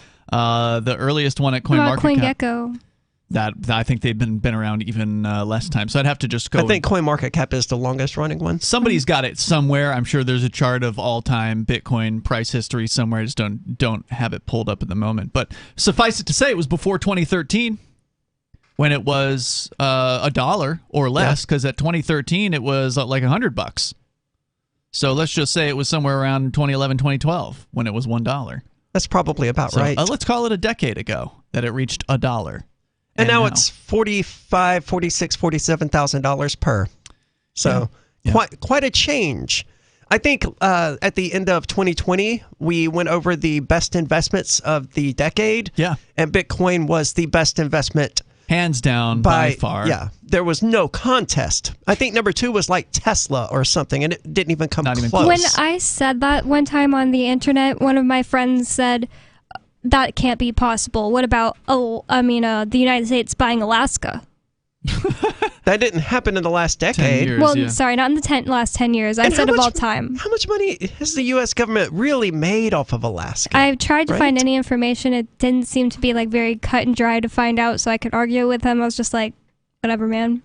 Yeah, well, buying Alaska is not something anyone can do. That's also a fair point. I was about to get who did Alaska belong to? This one was like, I'm just going to sell this whole place. Yeah. That seems a bit fishy considering that, Alaskan natives lived there and stuff like that. I think it was Russia, but yeah, governments deciding they own the biggest state in the United States is pretty crazy. So Matt Damon and Crypto.com, they've released an advertisement. Apparently that commercial actually came out 2 months ago, but now it's stirring up some controversy because Crypto.com bought some ad spots on some NFL games and is planning to purchase more. My only real objection was that the audio wasn't very clear what he was even trying to sell. I don't think he ever actually mentioned Bitcoin or Crypto.com or anything. I mean, it was over? Yeah, it's just a minute-long ad. So he never said the word Bitcoin the whole time? No. That just had an astronaut with the word Satoshi on its neck? Well, I'm sure it popped up Crypto.com at the end or something like that. But that's it. For people who are just listening to the game at work or something like that, some sort of audio cue about what he's talking about would have been nice. Yeah. I didn't know that was the whole thing. I thought that was just the beginning or something. I guess they just presume most people watch the television when they're watching the game. You might jump into the kitchen to make some snacks and you can hear it. Yeah, I don't disagree with you. It would have been a smart move to have some announcer say Crypto.com at the end. That just makes me think like that. Even more that Matt Damon doesn't actually do crypto because he was just like, oh, okay, I'll say those words. Well, even if he does crypto, that doesn't mean he gets to write the script. I don't know. Anyway, whether or not Matt Damon is into cryptocurrency, it doesn't matter. The people are they're just trashing on this advertisement. And because they're hipsters. They don't like it now that it's popular. They want to trash the guy who's helping make it more popular. Yeah, well, and that's the other point I wanted to make here is that we're 13 years into this, and it's still early. So the old first they ignore you, then they then they laugh at you, then they fight you, then you win. They're still laughing and fighting, right? Like crypto it's still young. It hasn't, completely destroyed all the world's currencies or anything like that. So I don't know if you could say it has won, quote unquote. It has not gotten, No, but the trajectory is pretty clear that it's going to win. It's a nice looking trajectory for sure. I mean, it is in the top 15 or top 10 of all U.S. corporations, like the biggest corporations, publicly held corporations. It rivals Tesla. Bitcoin hasn't even reached 5% adoption. That's the point. Yeah, hardly anyone has this stuff. So, and just by the market demands of, I don't know what the actual percentage of the population is, but I know it hasn't reached 5% of the worldwide population. It's probably significantly lower. But just that market demand from that few number of people has pushed the value of Bitcoin to $40-something thousand per. Yeah, and nearly $1 trillion in market cap. I hope that Trump saying slightly positive things about cryptocurrency will push the QAnon older people into getting into cryptocurrency, because I know that my parents aren't like into QAnon, but they're Trumpy. They think that Bitcoin is a scam partially because of Trump. Said so. Yeah. So here's just one quote from the YouTube video. I've never heard my brother laugh so hard at a trailer at a movie theater before this. We thought this was going to be like SpaceX or some big new NASA thing or something. Bitcoin's bigger than SpaceX and NASA, dude. Yeah. Another one says, bro, I saw this in the Spider-Man previews, and once crypto showed up at the end, me and my friend started laughing so hard in the theater that everyone was looking at us, LOL. Well, go ahead. I think that what sucks about the way that people find things cool or not is just based off of basically what everybody else likes nowadays. And there's this campaign, basically. It's not like it's one person, but I just know that it's all coming from the same place because I always see it on Instagram.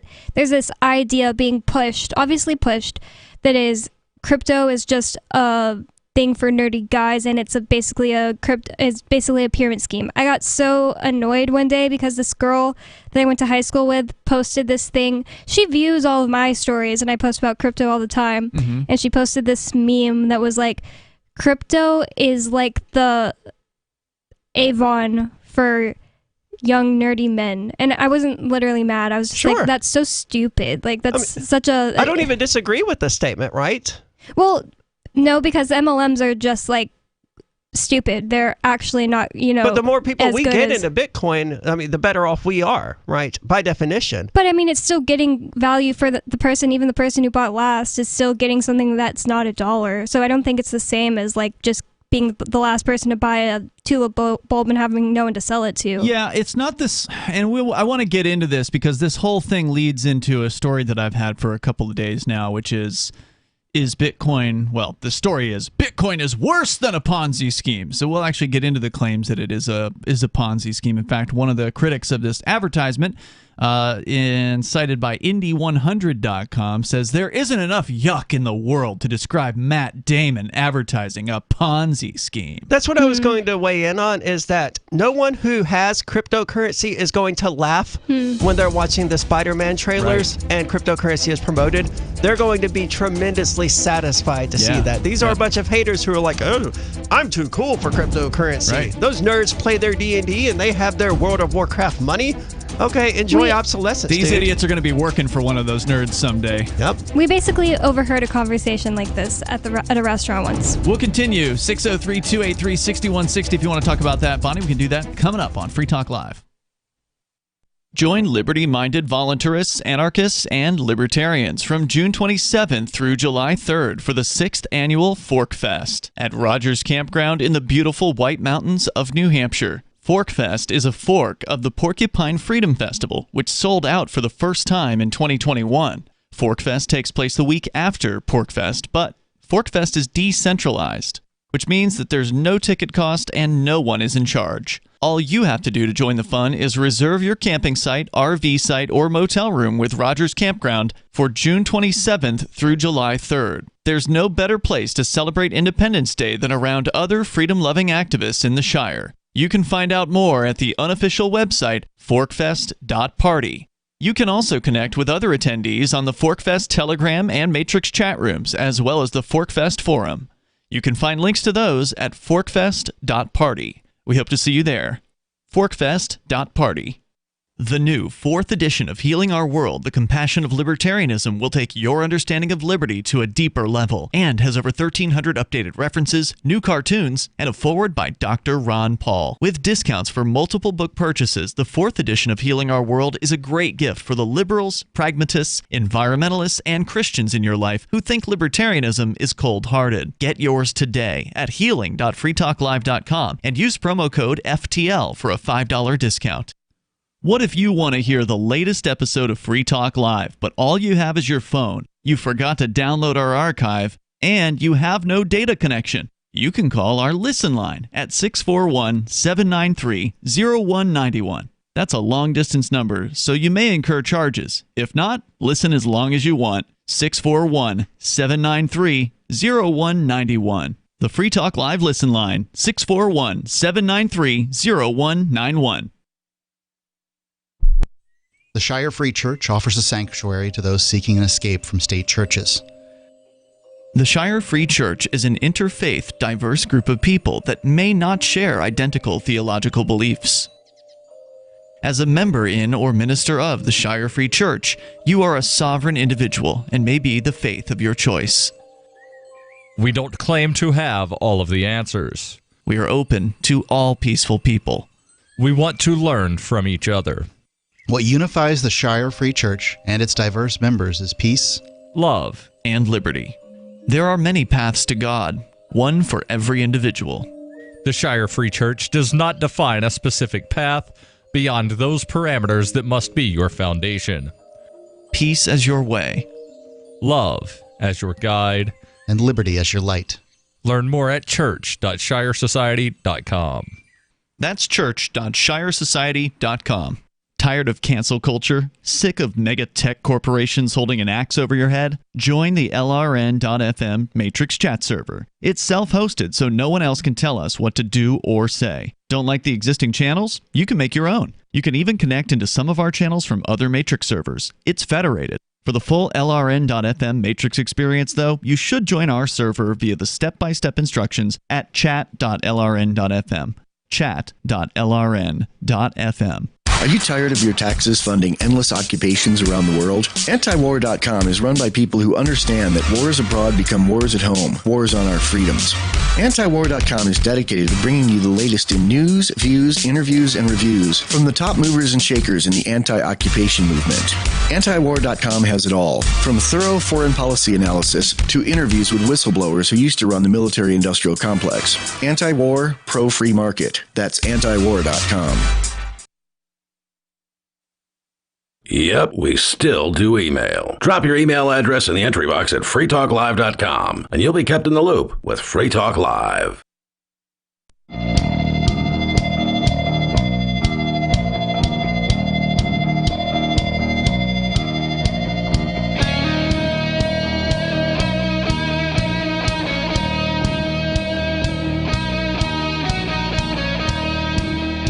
First, they ignore you. Then they laugh at you. Then they fight you. Then you win. Is the laughing part really part of that quote? Yes, it is. Oh. And they are laughing away at Crypto.com, I presume, multi-billion-dollar company, because they just bought the sponsorship rights for what was called the Staples Center, and I believe it is located in Los Angeles, somewhere on the West Coast, like one of these big sports stadiums. It is now known as the Crypto.com Center.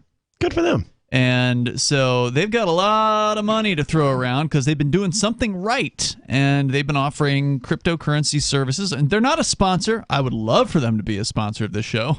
Unfortunately, I'm not allowed to use their services these days. But I'm not either, but I'm allowed to contact prospective companies for marketing purposes. Sure. And I have used their services, so I can say as a customer of Crypto.com, which I joined their debit card program a couple of years ago now. It was probably at least 2 years ago that I got their crypto fueled debit card.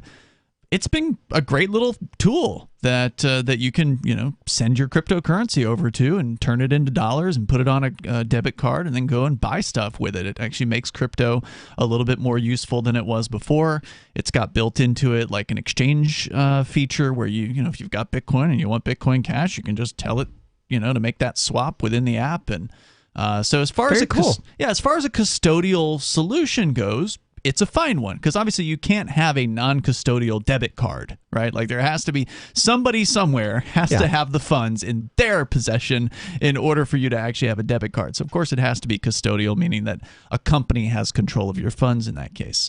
But that said, it's been pretty cool, and they've got a token that they pay out their crypto back, sort of like some credit cards give you a cash back, quote unquote. You might get like 1% cash back. Crypto.com pays up to like 8% crypto back per transaction. So how are they making money? I presume they buy and sell cryptocurrency at Crypto.com? They must be doing that. And they're giving you their token, which is probably worth less than the Bitcoin you're spending, right? They're giving you 8%, up to 8%, depending on if you do staking. So you have to stake their token in order to get the higher percentages. You can get their card for no staking, from what I understand. It's just like, sign up and get approved and get the card. And I think then you get maybe 1 or 2% back. And then the more Crypto.com coins or tokens that you stake with them, the higher their percentage back is. So you're betting on Crypto.com by doing that. Well, they're purchasing stadiums, so they're a safe bet. Well, maybe they are, maybe they aren't. I mean, we don't know. I'm not going to go out and say that. Tomorrow there could be some scandal and their token could go down into the basement. But as of right now, if you go to coinmarketcap.com, the Crypto.com token... Well, I don't know anything about their token. I meant them as a company. ...is number 16 on the entire, out of the 16,000 different cryptocurrencies out there. Is that what it's called? Just Crypto.com token? Because I know it's Crypto.com coin, CRO. And it's been in the top 10. I've seen it break into like number 10 or number 9 before. So right now they're worth 56 cents a piece. And earlier this year, a few months, like within the last couple months, they were up at like 90-something cents a piece. So, down from their peak. But so, kudos to them. They've got big money to throw around. They're buying big advertising, and you said they did buy Super Bowl advertising? I believe in this article it says that they have some Super Bowl ads coming out that we haven't seen them impressive. Yet. Yeah, but those are not cheap. No, those are the most expensive television advertising you can buy. I mean, it doesn't get more expensive than the Super Bowl. So at some point, probably within the next month or so, whenever the Super Bowl happens, is it normally in February, I think, we'll probably see those ads too. And maybe they'll be in the same vein of the idea that they're promoting in this ad with Matt Damon is you're taking a risk. Yeah. You have to be bold in order to take a risk. And of course, there's a ton of people who laughed at these people they're referencing, right? Yeah, people whose wives are going to leave them for one of these Bitcoin nerds. That's true. I think that I can see both sides a little bit, because at the end of the day, if you're accomplishing working out every day, you are accomplishing a great thing for yourself. Mm-hmm. But there are people who go overboard with the inspirational quotes type things. Like there's a culture that does that gets laughed at. It's not that they're wrong. It's just their attitude is funny. But if it's getting them to work out every day, then at the end of the day, they're going to be in good shape, and the people who are laughing at them are probably fat losers. Yeah, I mean, we're not talking about working out. We're talking about Bitcoin, which is changing the world. It has changed the world. I just think that people who don't see the full picture see it that way. Like people who don't see the full picture of somebody else working out see it. There's more than just getting muscles to working out. You're gaining other things. It's the same thing with crypto. You don't just have crypto. There's so many other aspects that the people who don't have the vision don't see. That's just it. These people have no vision. They don't see the benefits to this. They think it's either a scam or something stupid or whatever. They've not taken any time to look into it. They've seen somebody writing on the internet that it's a Ponzi scheme, and now they're smarter. Or somebody lost some money somewhere, and so they think they know everything, and they're just laughing at something they really don't understand. And that's the point of this advertisement, is to point out that these are adults, and that's sad, because I always hoped when I was in high school that mentality that smart people are we hate smart people. Right. It's not cool to be smart. You would think still like that attitude's going to die out in high school, but no, it persisted onto the internet where you have people saying, I'm not reading that novel you wrote, and it's like 4 sentences or something like that because they're just so dumbed down or they so want to be cool that any signs of intellect is an insult to them. It's the same thing here. They think trashing on the number one investment in the last decade is cool and It's just funny. because they don't know that. They haven't even looked that far into it. Yeah, they that's how literally ignorant just they see are. memes. I'm telling you how much memes influence people's entire worldview. People will just see a meme and be like, oh, that's going around so much. It's been like 20,000 times. It must be true. It must be how I should think. I don't think it's memes, though. I mean, think it was it's cool. memes. It's always been cooler to be stupid than it was to be a Bitcoin billionaire. But there aren't just good memes. There are also horrible memes out there. Like the people I'm talking about are literally like high school moms who became nurses and now they think that crypto is fake because they see this Twitter thought posting about how crypto is fake. There's not just good memes out there. There's horrible memes that people base their lives on. The point of this advertisement is to point out that people who have taken those risks in the past are the ones who've been laughed at, right? Like how many people laughed at the Wright brothers? Like they thought, you think you can fly? And how many times were those people completely laughed away from wherever it is that they tried to make their pitch to? And the same thing's true of so many people who've been a success in life. They failed a lot of times until they got to that point. In the case of Bitcoin, it's not a failure. Like we're attempting to take off phase at this point. You can understand why somebody would jeer at something that was completely unproven, right? Like if Satoshi Nakamoto comes in and knocks on somebody's door in 2010 when Bitcoin is worth next to nothing, you could at least forgive someone for saying, oh, that'll never amount to anything, right? Because at that point it hadn't amounted to anything, and it's just another program that some geek on the internet wrote. So you could forgive someone for that. But when Bitcoin is near to $1 trillion in global value right now, to continue just acting as though it's some sort of like we're just flirting with this idea that it's just going to disappear or go to zero tomorrow. It's absolutely ridiculous. I'm telling you, though, we're arguing with the lowest common denominator because those people don't even know anything about the coin market cap or anything or $1 trillion. That's fine. We need stupid people to be the last ones on board with cryptocurrency. I mean, that's just a fact of life. But I will say, imagine with me for a second if this was Samuel L. Jackson and not Matt Damon. People wouldn't laugh at it. Matt Damon just sucks and is cringy and the embodiment of all the cringiness that I've been trying to describe when I say overzealous workout Instagram page. I didn't get that vibe from it at all. I don't think Matt Damon. I don't think Samuel L. Jackson would have sold it any better. I think he would have because he's cool. I'm just trying to say somebody Samuel who is L. Jackson cool. is repping a bank. That last sucks. I checked. I think he's like repping Capital One or something. Well, like whoever you think is the coolest actor. I'd like to see Morgan Freeman do it, man. That would have been an awesome narration by Morgan Freeman. He does do commercial audio. You can hire him for that. The number here is 603-283-6160. So, they're jeering at Bitcoin even though we're 13 years in, even though it's the number one investment in the last decade plus. And it is taking the financial world by storm. Governments across the planet have no idea what to do about it. They're going to try to regulate it, and they are going to fail. But yet, the trash talking continues. Story from finbold.com. We'll get into it coming up in the third hour. Bitcoin, they say, is worse than a Ponzi scheme. And we've heard that it's a Ponzi scheme before, but worse? We'll get into it. You can share your thoughts with us on Free Talk Live.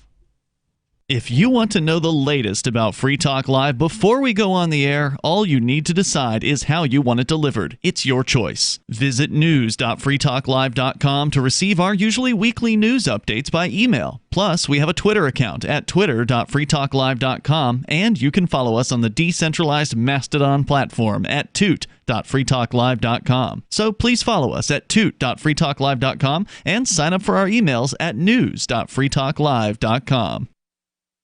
Do you feel like your nation, state, or community no longer holds your values?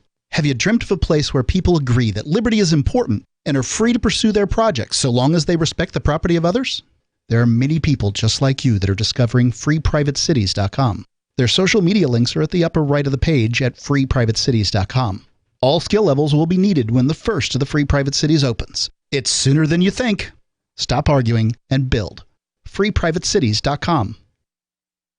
I'm crazy about My Magic Mud. This is the most important oral care product created this millennium, and I'm not kidding. We all have different opinions on politics and issues, but we all have mouths. And I want yours to be as clean as possible, with teeth as bright as they were meant to be. I will never be without My Magic Mud. It's a little surprising, but man, does it work. If you only listen to one thing I say ever, go to mymagicmud.com and get 20% off with code FTL. mymagicmud.com, code FTL. There are lots of ways to listen to Free Talk Live. Our podcast has been around since podcasts began, and now the FTL feed is loaded with content besides our full show archives. Did you know that we make it easy for you to customize your podcast subscriptions? We have different feeds, one that includes only our full shows, one with just the Daily Digest, and our main feed that includes everything. You decide what you listen to. It's quick and easy to customize your feeds at feeds.freetalklive.com. That's feeds.freetalklive.com. You're listening to the live edition of Free Talk Live. Hour number 3 is next after the news here on the Liberty Radio Network at LRN.FM.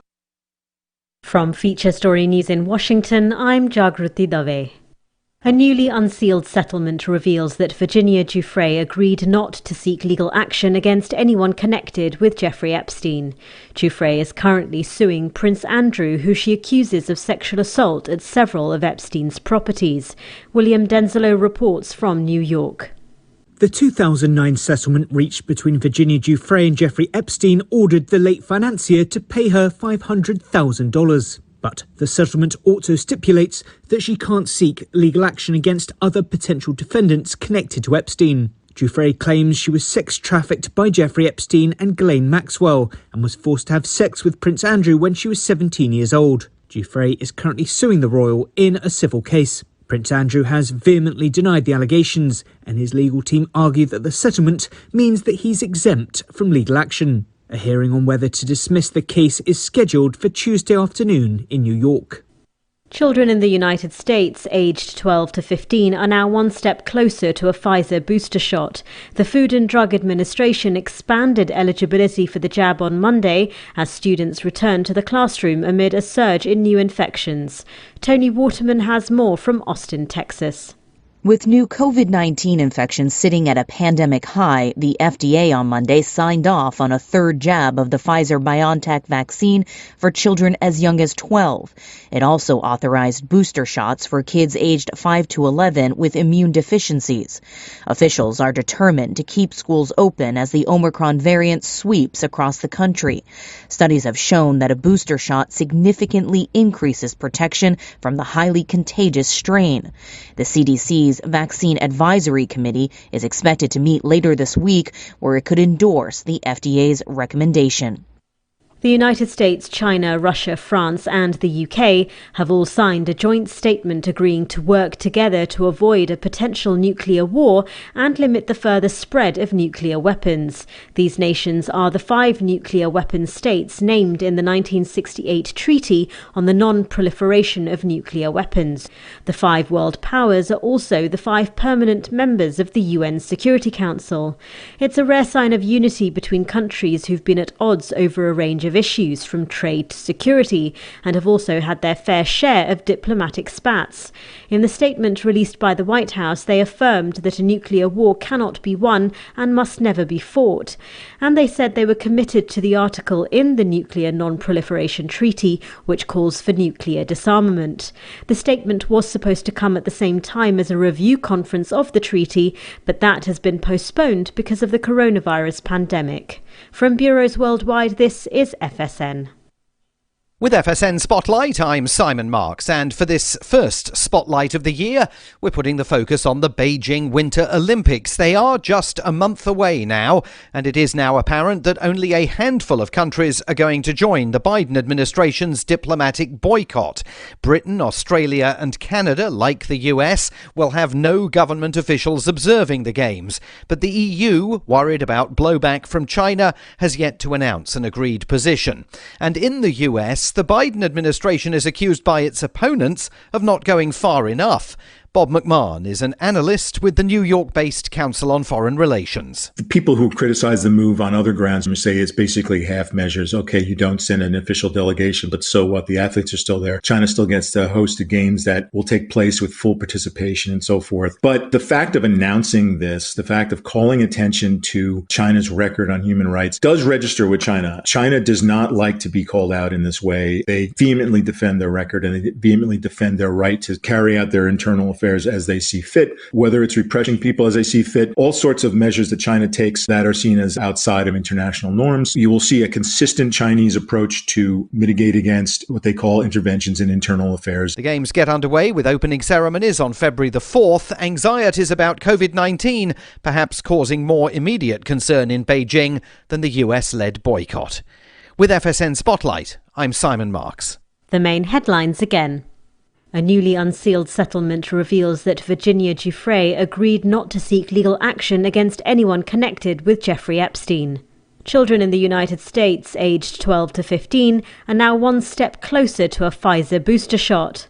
And the United States, China, Russia, France and the UK have all signed a joint statement agreeing to work together to avoid a potential nuclear war. And that is the latest from Feature Story News. I'm Jagriti Dave in Tides are caused by the moon. The moon's gravitational pull also sucks up the feces and urine of the ocean floor, dumping it in the intertidal zones. The tide goes out, revealing pus-filled cysts known as tide pools, while the moon itself remains hypocritically pristine. Crabs are one of the many disgusting denizens of intertidal pools. They feed on feces and corpses with their demonic mouths. Scuttling hither and thither, they compete relentlessly for the juiciest excrement. Finding a walrus turd is truly nirvana for these abhorrent beasts. After accumulating too much filth to move, crabs bathe themselves in the ocean. Waste floods off the crab's exoskeleton and back into the tide pools as the cycle of begins anew. This is the Onion News Network.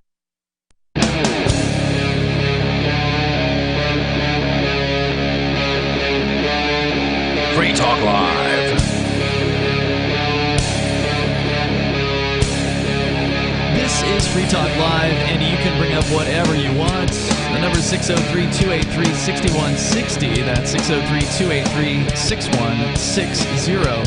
Here in the studio tonight, it's Ian. It's Bonnie. And Aria. Of course, you can bring up whatever's on your mind. We've been talking about Bitcoin, sort of as the overarching topic here tonight. It is its 13th birthday. It was 2009, January 3rd, when Satoshi Nakamoto, whoever that person or persons is or are, released Bitcoin's code out there. The mining process began. And now here we are 13 years later with nearly $1 trillion in value. It's just under 900 billion at the moment, although it has eclipsed $1 trillion before, so it's down a little bit from its record high of around $68,000 per coin. It's at around $46,000 per coin right now. Some people would say Bitcoin is on sale, and others would say Bitcoin is dead. Others would say it's a Ponzi scheme, and somebody here over at finbold.com is saying it's worse than a Ponzi scheme. But what started this whole conversation is the controversy that Crypto.com has stirred up over its new series of advertisements with Matt Damon. And I did, by the way, look a little bit deeper, and Matt Damon is a Crypto.com investor. So he is somebody who supports cryptocurrency. Cool. He's into it, I guess. I think he's just the coolest supporter they had, so now it makes a little more sense why they chose him for their advertisements. I don't think he was necessarily a bad choice, although I don't... We're different generations, so I'm... Presumably, he would not be famous now. I was thinking that during the break. He would not have gotten famous now. Like, I don't see what the appeal of him is. He is such a dad. How do you know he wouldn't have gotten famous? Because he's annoying. He's just not cool. Okay. He fell out of style. There was basically some action movie you made me watch with him in it, and I hate him more than I've ever hated anyone now. Would that have been one of the Bourne movies, I'm guessing? I don't think so. It was so bad. I don't remember what it was called. I don't know either. But Samuel L. Jackson, I think you're right, would have probably been a better choice if they or could even have just a gotten hot him. girl, like any hot girl, didn't have to be famous. Well, I think it helps that he's actually into to cryptocurrency, because you know that people are going to interview him about it, right? Like there are media people who are going to reach out to him and say, "Oh, are you into Bitcoin?" And that way he can say, "Yeah." And he's actually into it, instead of just being some sort of actor who's just reading lines for a Mila paycheck. Kunis is into Bitcoin. Michelle Phan That's is true. into Bitcoin. Yeah, Mila Kunis would be a fine choice for an alternative. But anyway, people are upset about this particular commercial because, well, it's getting views. And they People don't are have seeing it. Bitcoin, And so that makes them angry. Right, and they feel like they want to feel like they're superior, though, at the same time. So they laugh, they make fun, they insult, and they call it a Ponzi scheme. One of them did. One of the critics on Twitter. And See, I will almost give them that, except Bitcoin isn't just a Ponzi scheme. Well, this one says it's worse than a Ponzi scheme. Need somebody to explain to me what is a Ponzi scheme. I know what a pyramid scheme is, but I don't know what a Ponzi scheme is. It's not the same, right? I think it's the same. They're very similar. Charles Ponzi was the creator of the Ponzi scheme back in the early 20th century. I don't know if it was New York or where it was. It was somewhere in the United States, I think. And he offered people a return if they would give him their money to invest, supposedly. And the returns were very, very good. Like, better than you'd get by just putting money into a bank account or something like that. That is one of the differences, is that we're not promising anyone a return, and we always point out that, Bitcoin's value could plummet tomorrow. Yes, that is a key difference for sure. And also, the Ponzi scheme was centrally managed. Charles Ponzi was the man in charge of the Ponzi scheme. I don't know that no one being officially in charge really makes that big of a difference. It's just a decentralized Ponzi scheme, I guess. But there's still sort of a hierarchy of people who have more Bitcoin than others. The more people they get into Bitcoin, the more money the people who have more Bitcoin end up making as a result of that. Because that drives up the demand for Bitcoin, and with this limited supply, that's going to increase the value of it. Yes, in theory. But in the Ponzi scheme, just to answer Bonnie's question before we look at this statement that Bitcoin is somehow worse than a Ponzi scheme. So Charles Ponzi offered a very nice return. I don't know offhand what it was, but it was attractive, better than most investments. Right? Probably doubling your money or something like that. Come on in, we'll give you 30% on your dollar after this amount of time. And you got to think, if someone could take $100 and turn it into $200, why do they need money from you? I mean, they should have plenty of money to play with at that point. Why would they want to share those profits if they could do that? I'd rather just be able to figure out how they did that and do it myself. And if you can't figure it out, it's probably not real. Well, in theory, the idea, their answer to your question, Arya, would be, well, I have an investment. And the more money I can bring in, the more I can make. So I don't have enough. I need, I've got the money that I've made on the investment, but if I can get other people in, I can make more off of that. And you can make some too. And look at all these people I have here who've made this money. See, here's all these people over here who will say they made all this money investing into my Ponzi scheme. So he had, after a while, he attracted people in. And what ends up happening is the more people that they can continue to attract in, they basically pay out to the previous investors in the newbies' money. So there was no real investment. It was just a money-moving scheme. So every new sucker that came into the scheme paid off the previous suckers that came in. So the initial suckers did all right. So I guess that is a pyramid scheme. Yeah, it was one of probably the earlier pyramid schemes, maybe even the first one. So it has a name. And I mean, it's not a pyramid scheme in that there's not like a specific level like you would see in, say, network marketing where, if you get in at this level, then every, 2 levels beneath you get paid X, Y plus Z or whatever. So there was nothing like that. It was just you invest in this thing, and then after a certain amount of time, you get paid back. You get more than what you put into it. If you recruit other suckers from whom they can take their money to give to you. I don't know if that was a requirement. Now, that's an interesting question. I think that deserves a little bit more research as to whether or not you had to recruit. I don't think you did. You probably got some sort of a bonus if you did recruit some other suckers, but ultimately they were paying out as they promised, right? As long as they could get new suckers into it, they could make the payments that they promised to make. And so the earlier suckers had good experiences. Like, hey, it's Charles Ponzi. He does what he says he's going to do. I put in $100. I got $130 after X amount of days or whatever, right? So I put $130 back in, right? And so, the first people in might have also been the second and the third after they got paid out. So anyway, am I explaining this at all to where you're getting? I know exactly what a pyramid scheme is. I just don't get why they have two different names.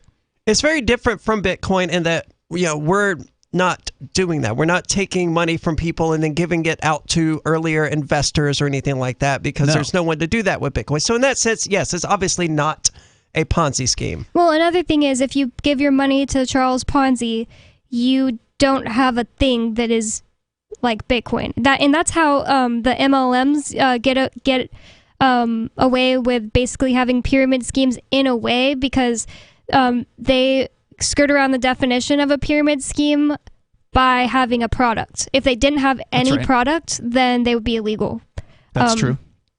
But Some I'm not of them saying do that anyway. But I'm not saying that makes Bitcoin bad, because it's something that's way more valuable than your money. I'd way rather have cryptocurrency than have a dollar, but I wouldn't rather have a crappy... But that's only true because we've got enough suckers already who have bought Bitcoin that it has value because of their demand for it. No, because it also has value for its use case. Like, you could say the same thing about, what is it? Like, It Works. That's the MLM that I got suckered into when I was like 20. Mm-hmm. I would rather have dollars than have their products. But I would rather have a Bitcoin than have dollars because of its actual, like, the qualities a Bitcoin has, not because of the fact that it will go up in value. That's an important thing, and a key difference between the Ponzi scheme or a pyramid scheme is you actually, or specifically the Ponzi scheme, because with the Ponzi scheme you just had a promise to pay. You had a promise from the organizer that he was going to pay you based on the what you put into the program. Whereas with Bitcoin, there, like you said, Aria, there's no promises. Yeah. There's no guarantees. There's risk involved in Bitcoin. Well, it's an attempt to smash the state. Well, that is true, but most people who get into Bitcoin don't understand that, and that's not relevant to them. It's kind of bad that most people get into it just for the number to go up anyways. If that's not what people are getting into it for, then it's kind of bad. I see where you're coming from on that, Bonnie, but that's just the reality. That's the way most people are going to get into cryptocurrency, because they see it as a way to make money.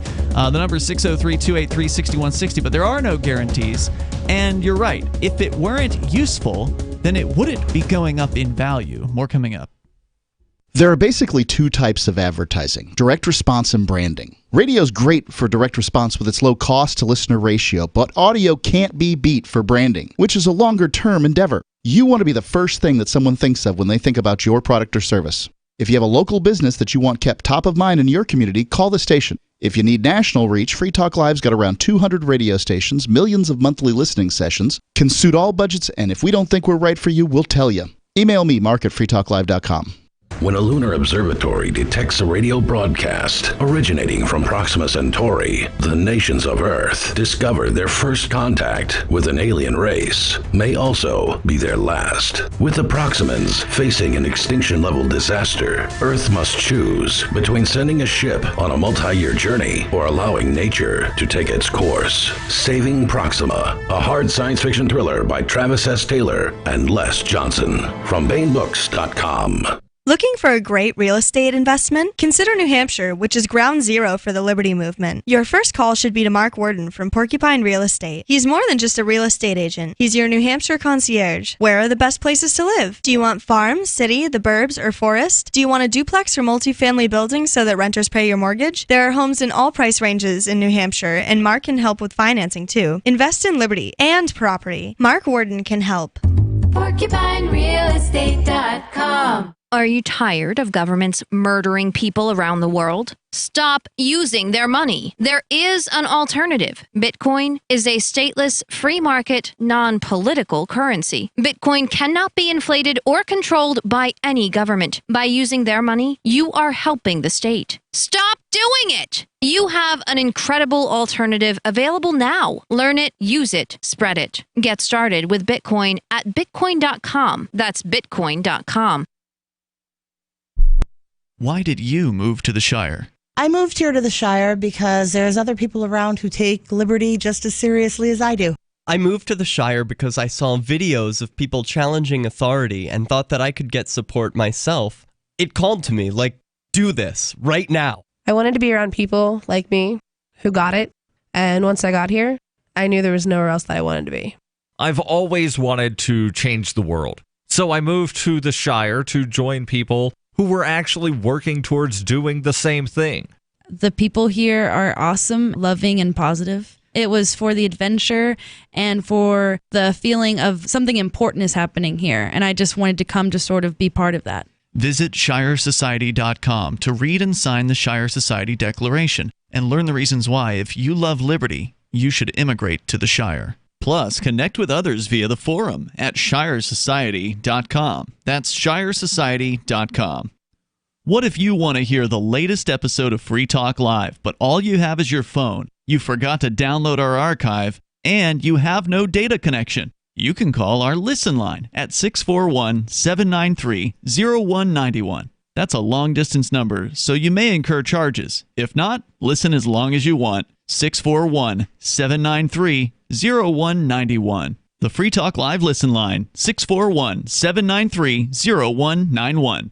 So you've signed the Shire Society Declaration and are planning your move to New Hampshire to be around more liberty-oriented people. Next, sign up for the Shire Society Forum at forum.shiresociety.com. There are a bunch of people there who are already in the Shire, and they want to meet you. If you're already in the Shire physically, you should also come by the forums. Remember, not everyone uses Facebook. New people are signing up for the Shire Society Forum every month, so drop in and say hello at forum.shiresociety.com.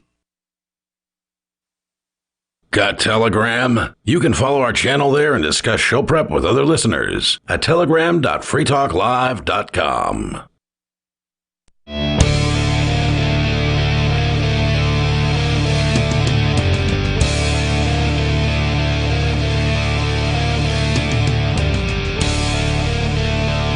It's Free Talk Live, and you can bring up whatever you want. The number is 603-283-6160.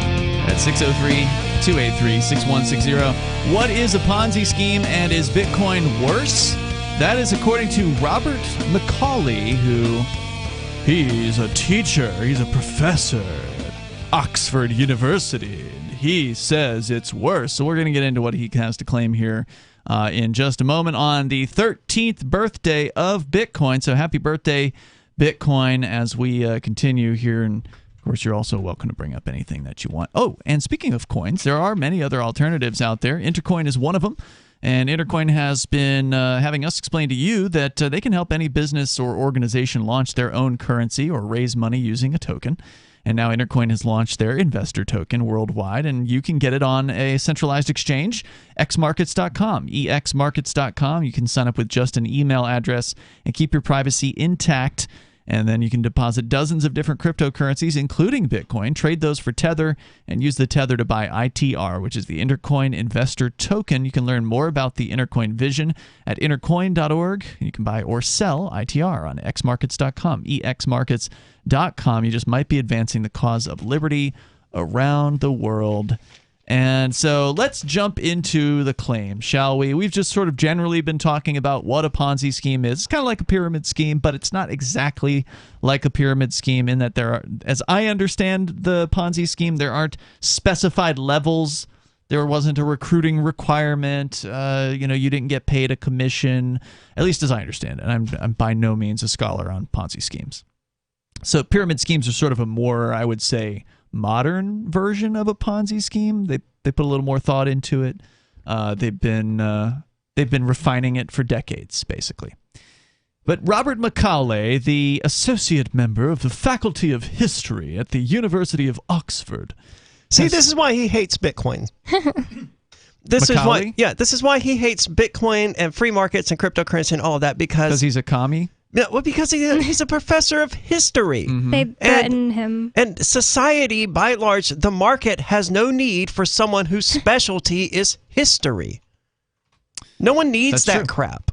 You're not going to have a job if you don't work for a university. Have you ever hired a historian to help you with something?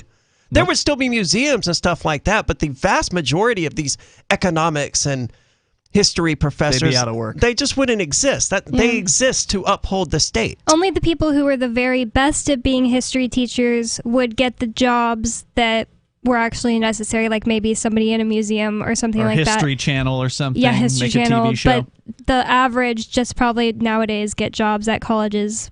Well, he says that despite Bitcoin being touted as the biggest performing asset of 2021 and the last decade, the number one ranked cryptocurrency is, quote, worse, unquote, than the infamous Ponzi scheme. In an opinion article published by Financial Times, Macaulay noted that comparing Bitcoin to a Ponzi scheme is an understatement because both do not have the same end game and constitute a deeply negative sum. The scholar suggested that investors who opt to purchase Bitcoin are not guided by the goal of generating an income, but it is a zero coupon for long-term returns as it promises nothing. Well, what? As we pointed out, it is true. Bitcoin does not promise you a return. And so he's saying that somehow makes it worse than a Ponzi scheme. That it makes it honest, number one. Right? The long-term return, in theory, is the destruction of the financial system that is being used to turn people into debt slaves. Sure, that's the long term. That's what libertarians see as far as the value in Bitcoin. I mean, it doesn't matter if the average Bitcoin investor sees that or not. If Bitcoin is successful in, being adopted by the masses, it's designed to do that. It will do that, whether the average person supports it for that reason or not. It will destroy the financial system. That's why it's just so silly that most people see it as just dollar go up, hodl, so your dollar or number go up. Because really it should just be a replacement for the dollar system, or the system that we use the dollar in. But it is a replacement for the dollar system. Yeah, that's what it should be, but people don't see it that way. And basically, like, if all your dollars got turned into Bitcoin and they went down in value, but then the dollar system went away, it'd still be a net positive to me. I think if the average person thought that Bitcoin was designed and meant to be a way of destroying the USD, they would avoid Bitcoin like the plague, and they would just hate it as a result. Well, they're terrified of change more than anything. That too. There's that. The idea of the USD being destroyed and replaced by this thing that the government can't control, that would push the average person away, I think. I think you're right about that. According to Macaulay, Bitcoin has no fundamentals for investors to make money unless they sell their holdings to another person. And this does come to an important question, would Bitcoin be able to go up in value if other people didn't get into it? I mean, you had suggested that was a requirement, Aria, earlier. I've heard that it is. A requirement in what way? For it to go up in value. It's a requirement for what? For other people to get into it. Meaning more and more people have to keep getting in order for Bitcoin to go up in value. Is that true? I don't think that's necessarily true because it does have a limited supply. But if demand for it does go down, then it does go down in value. But it doesn't require more people to create more demand, just more demand. Usage, more abilities to do something with it. That's a good point. And the other thing is, if all the Bitcoins were mined and all of them were owned by somebody, there would still be a demand for buying and selling it, right? So it wouldn't really matter if you were the last person to buy a Bitcoin, it doesn't end. Like if you were the last person to buy a tulip, it ends. That's a good point. Yeah, it is a currency, not so much at least it's a new form of currency, not so much a product. From that particular viewpoint. According to Macaulay, Bitcoin, again, has no fundamentals. Now, of course, when you look at whether or not Bitcoin's a currency, it actually doesn't meet the definition. Yeah, I was going to chime in with that. I mean, it's useless as a currency, but... Well, I mean, it can be used to pay for things. So from that perspective... So can stocks in Exxon if you can find someone to accept them, but no one's going to make the argument that stocks in Exxon are a currency.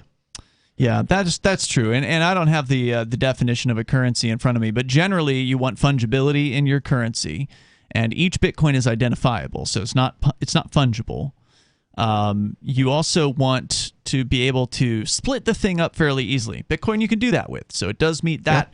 It does meet that requirement. Well, does it? Yeah, you can split down a Bitcoin down to 8 decimal points. I mean, in theory. But you're going to pay a lot of money to send that one Satoshi of a Bitcoin. So is this article only talking about Bitcoin? Not Specifically other cryptos? Bitcoin so far, yeah, in this story. Sometimes I even hear Bitcoin and think crypto. Well, we're only going to hear discussion about other cryptocurrencies from other cryptocurrency enthusiasts. The mainstream media and talking heads like him. It doesn't exist to those people. But the other because point it answers a lot of their problems. The other point you touch on, Arya, is that it is not cheap to transact, and that's another thing that you want your currency to have. You want it to be a low friction, right? You don't want to have to think about whether or not it's going to cost you something to spend. You just want to pull out the cash from your pocket and spend it. And in the point of Bitcoin, you should pay attention to the fees because they're going to hit you with some fees in order to spend it. There's more coming up here at 603-283-6160. But is it in any way like a Ponzi scheme? So far, this guy isn't making a very good argument, but he's got more to say. And you can share your thoughts with us. This is Free Talk Live.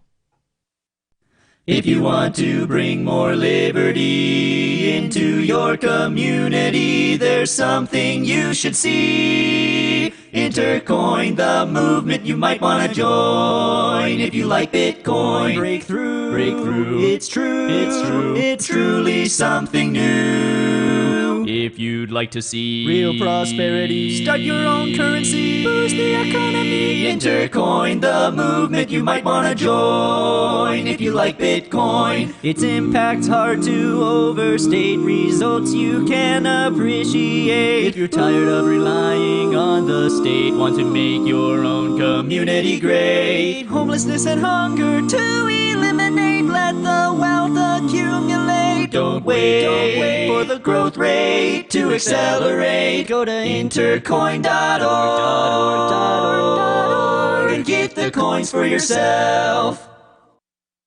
From Feature Story News in Washington, I'm Jagruti Dave. A newly unsealed settlement reveals that Virginia Giuffre agreed not to seek legal action against anyone connected with Jeffrey Epstein. Giuffre is currently suing Prince Andrew, who she accuses of sexual assault at several of Epstein's properties. William Denzelo reports from New York.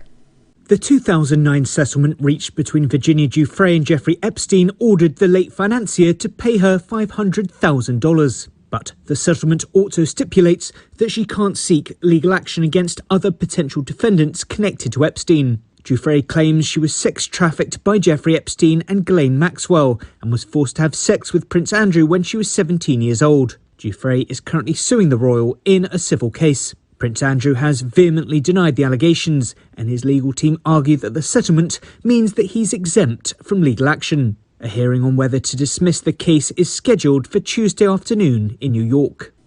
Children in the United States aged 12 to 15 are now one step closer to a Pfizer booster shot. The Food and Drug Administration expanded eligibility for the jab on Monday as students returned to the classroom amid a surge in new infections. Tony Waterman has more from Austin, Texas. With new COVID-19 infections sitting at a pandemic high, the FDA on Monday signed off on a third jab of the Pfizer-BioNTech vaccine for children as young as 12. It also authorized booster shots for kids aged 5 to 11 with immune deficiencies. Officials are determined to keep schools open as the Omicron variant sweeps across the country. Studies have shown that a booster shot significantly increases protection from the highly contagious strain. The CDC's Vaccine Advisory Committee is expected to meet later this week, where it could endorse the FDA's recommendation.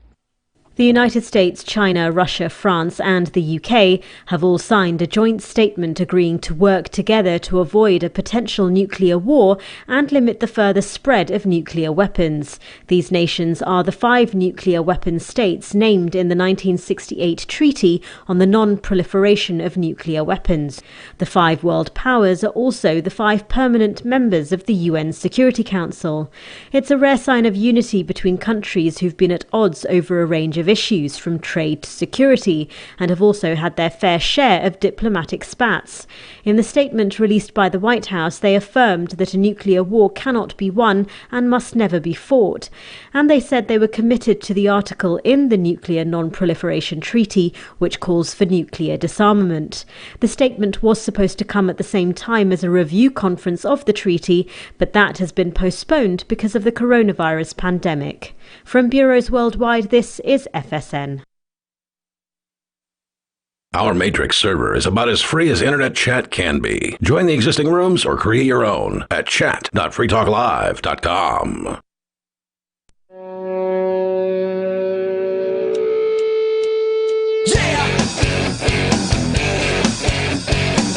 Free Talk Live, phones open if you want to join us. The number is 603-283-6160. Is Bitcoin worse than a Ponzi scheme? That is according to a University of Oxford professor, Robert Macaulay, in an article he wrote for the Financial Times. We'll explain a little bit more about his opinion, and your thoughts are certainly welcome. The number is 603-283-6160. And Bonnie, you had an apology to make to Matt Damon?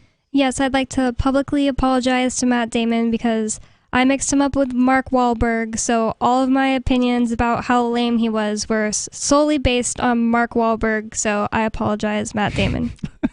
I don't know who Mark Wahlberg even is. Marky Mark? What was he in? Marky Mark and the Funky Bunch? He was in Ted. Okay. I have seen Ted once. He's been in a bunch of action, like relatively not so memorable action movies, but you don't remember Marky Mark from like the early 90s? No. Good Vibrations? Not the Beach Boys track, but like the early 90s tune? Okay, all right. He was a rapper, and I think he wasn't he Mark Wahlberg was a rapper? Yeah. Yeah, that's how he got his career started. And then at some point he called himself Marky Mark? Yeah, Marky Mark and the Funky Bunch. Only in the 90s, man. And then at some point somebody decided to cast him in a movie, and he started a movie career after that. And apparently Bonnie can't stand him. Yeah, I thought he was Matt Damon. They look similar, but Matt Damon was in The Martian, which I liked. See, I didn't know until recently, speaking of actors and singers, that Jared Leto is actually the singer from 30 Seconds to Mars, and he started acting in order to fund that band. I didn't know anything about that band. Yeah. Never heard They're of not very good. Okay. I mean, his movies are better than his music, but... So we were just talking about Bitcoin as currency, and does it meet the definition of currency? I mean, in some ways it does, but in other ways it doesn't. It certainly is not stable, right? Like generally you want a currency to be reliable store of value. You want it to be stable, and Bitcoin can go up in one instant and down in the next as far as its value is concerned. So that's generally not something that people would consider to be a currency from that aspect. But that's not what Macaulay is focusing on here. He's saying Bitcoin is worse than a Ponzi scheme because it has no fundamentals for investors to make money unless they sell their holdings to another person. And isn't that more or less how a Ponzi scheme works, though? Is that it didn't have any way of people making money except taking money from people and giving it to other people. And that's not what Bitcoin is doing. Sounds worse to me than selling it. Yeah. It's worse than a Ponzi scheme because it's not a Ponzi scheme? He seems to be making that argument. There was no other way to make money in the Ponzi scheme unless other people came in and bought. I think that the comparison is, and I think you took this down in the last segment, this misconception. It is widely misconceived that more people need to get into Bitcoin in order for the value of it to go up. No, we could easily... Or you could have more Bitcoin sent to sinkhole wallets that will never be recovered. That decreases the supply of Bitcoin, which increases the value of Bitcoin. And that happens all the time. People forget their keys and they forget their passwords all the time. I've given out Bitcoin wallets to people. I've sent them crypto for free, just as a, we did giveaways here for years in Keene prior to the raid earlier this year, and I must have set 400 or 500 people up with cryptocurrency wallets in just this county and sent them free crypto, and it's not uncommon for them to email me later on and say, hey, I broke my phone and I'm wondering how I can get back into my crypto wallet. And I'll say, did you write down the backup phrase? And obviously when you step through this process, you told them every single time, hey, make sure you write this down. Yep. And they never do. And they don't. Or they might lose it. They might lose the information or forget where they put it or something like that. And so there is a lot of Bitcoin that has been lost already, and more will likely be lost in the future. And then as you pointed out, as more companies start to accept Bitcoin, for payments, for instance, as it becomes more useful in other technologies. Well, a company being willing to accept it as payment is increasing the demand of Bitcoin. They want that Bitcoin. Yes. Enough that they will take it from you. That doesn't require more people getting into Bitcoin. But how would the market know? Because the market knows how much it's worth based on how much people are willing to buy and sell it for. Well, how much people are willing to sell it for. So how would the market know if it wasn't that it was getting bought and sold? Well, no, I'm not saying it wouldn't be bought and sold. The question was, do we need to always have more people coming in order for it to be worth more and more and more? And the argument Arya made, and it was an interesting one I'd not heard before, is that no, you technically don't. You just need to increase the demand. And getting new people in is just one way of doing that. Right. You can increase demand within the existing ecosystem, within the people who already have it. Like if you can get the people who have crypto to actually spend it, because there's a lot of people that are holding it, right? Like the reason why crypto is valuable in my book is because it's useful, is because you can do something with it. It's not like a Ponzi scheme where you just have a receipt for money that you gave to a guy who said he was going to give you some more money back. Cryptocurrency does what it says it's going to do. When Bitcoin promises that if you send Bitcoin from your wallet to somebody else's wallet, that it is going to arrive, and it will arrive there within roughly 10 minutes as far as its first confirmation time is concerned. Sometimes a little longer, sometimes a little less.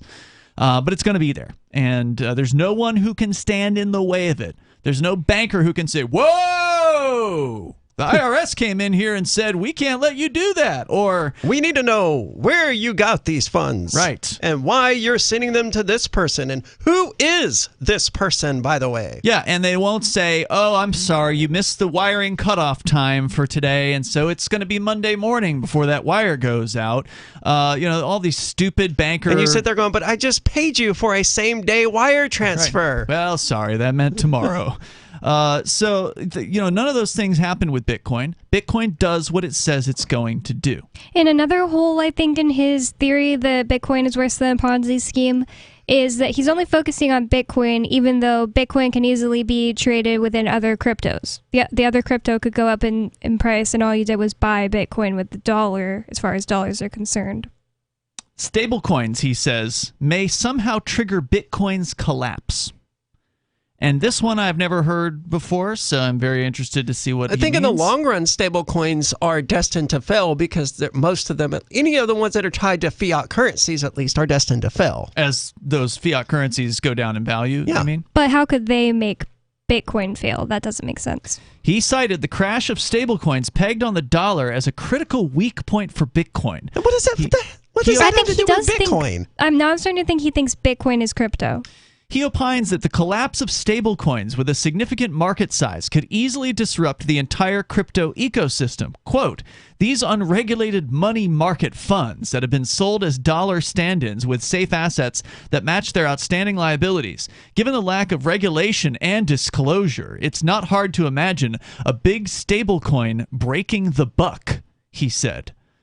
By the breaking buck, the dollar? Does he mean? I'm not sure what he means by breaking the buck. I don't know what that means. That would certainly, a collapse of something like Binance Coin or US dollar tether. They would go, oh, look, it turns out we didn't actually have any USD or whatever. Sure, that would undermine trust in Bitcoin to some extent. That would drive down the value of Bitcoin to some extent. But to act like it would just be devastating for Bitcoin or any other cryptocurrency that isn't the currency that was a scam is silly. And to act like there wouldn't immediately be people filling in to replace Tether is ridiculous. Well, he's addressing at least one legitimate concern, and that is that some of these stablecoin issuers do not have necessarily or cannot prove that they have the assets to back up what they're issuing. So if Tether for listeners that don't know, Tether is the biggest, what they call stablecoin. It's the equivalent of a dollar value for each one of these digital tokens. And Tether claims that they have in a vault somewhere a bunch of dollars and some treasury notes and some, whatever other things that are supposedly worth. Why should Tether have to have that? Banks don't have to have the money they say they have. So why should Tether? That's a great question, Arya. It also doesn't have anything to do with his claim. He's not saying just that and that alone. He's saying that somehow can bring down Bitcoin. No, that's what I was saying. He only has really one good point here, and that is that there are some concerns about some of the stable coins and whether or not they're actually backed. A new one will just jump right in when Tether goes down if it does. But will that somehow harm Bitcoin? I don't think so. It will disrupt some trading because a lot of these exchanges are using Tether, for instance. There's more coming up here. It's Free Talk Live.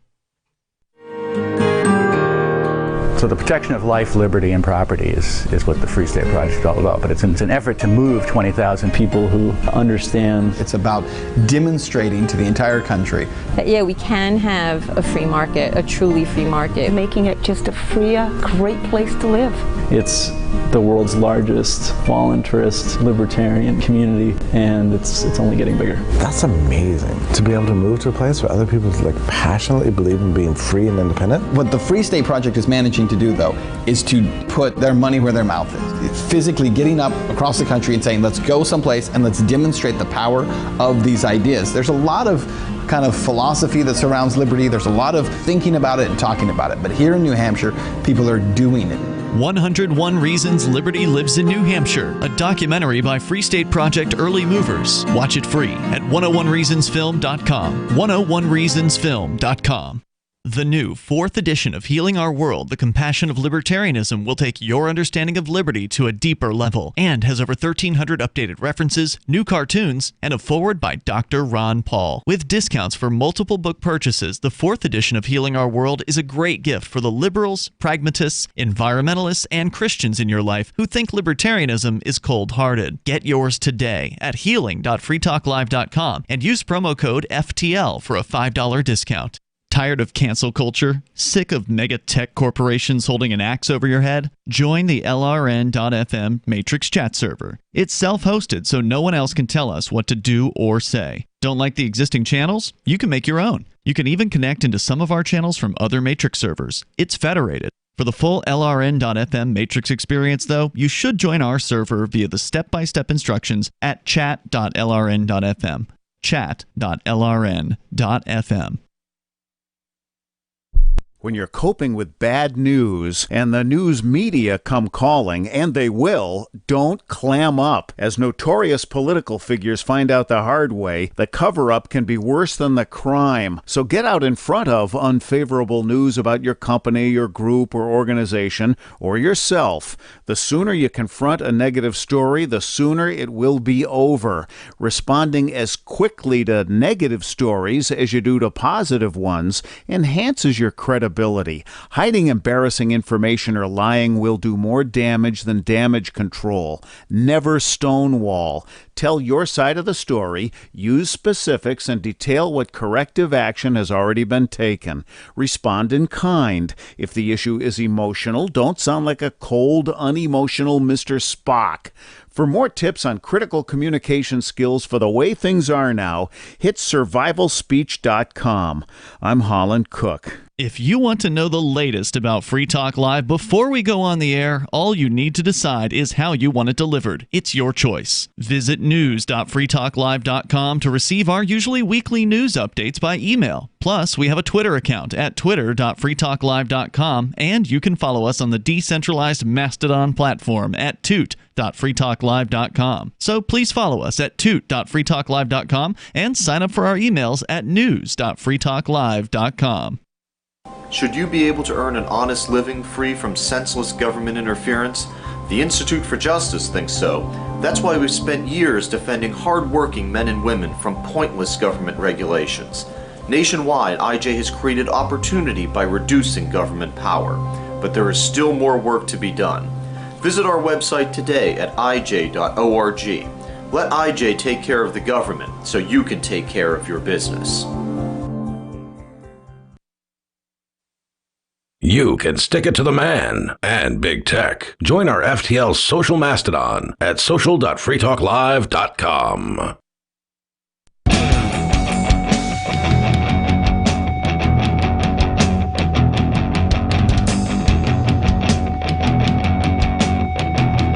It's Free Talk Live. The number to join us, 603-283-6160.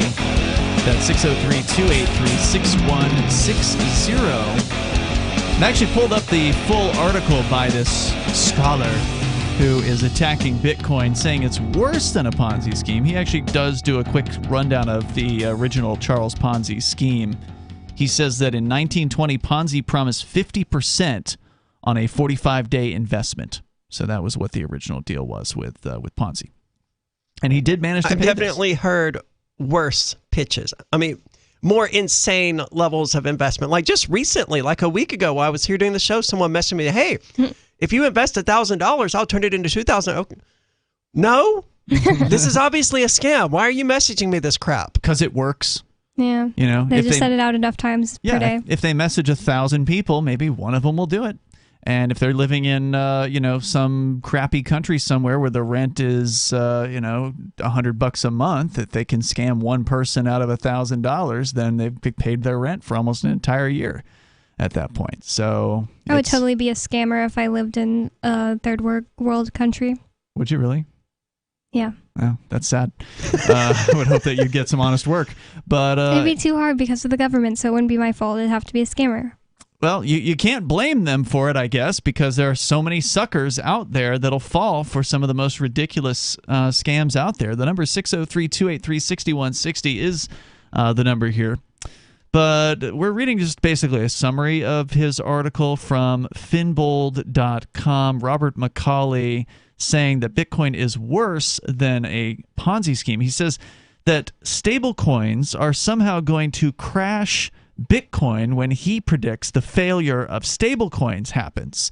Now, we know the dollar is failing because that's what it's designed to do. It's designed to go down in value over time and essentially transfer value from the poor saps that hold the dollar into the pockets of the politically connected, military, industrial, or pharmaceutical industrial complex who are getting the printed money from the federal government. But that's not what he means when he says the failure of stablecoins. No, he means people trying to cash out their stablecoins for actual USD and finding out that like Tether or whoever doesn't.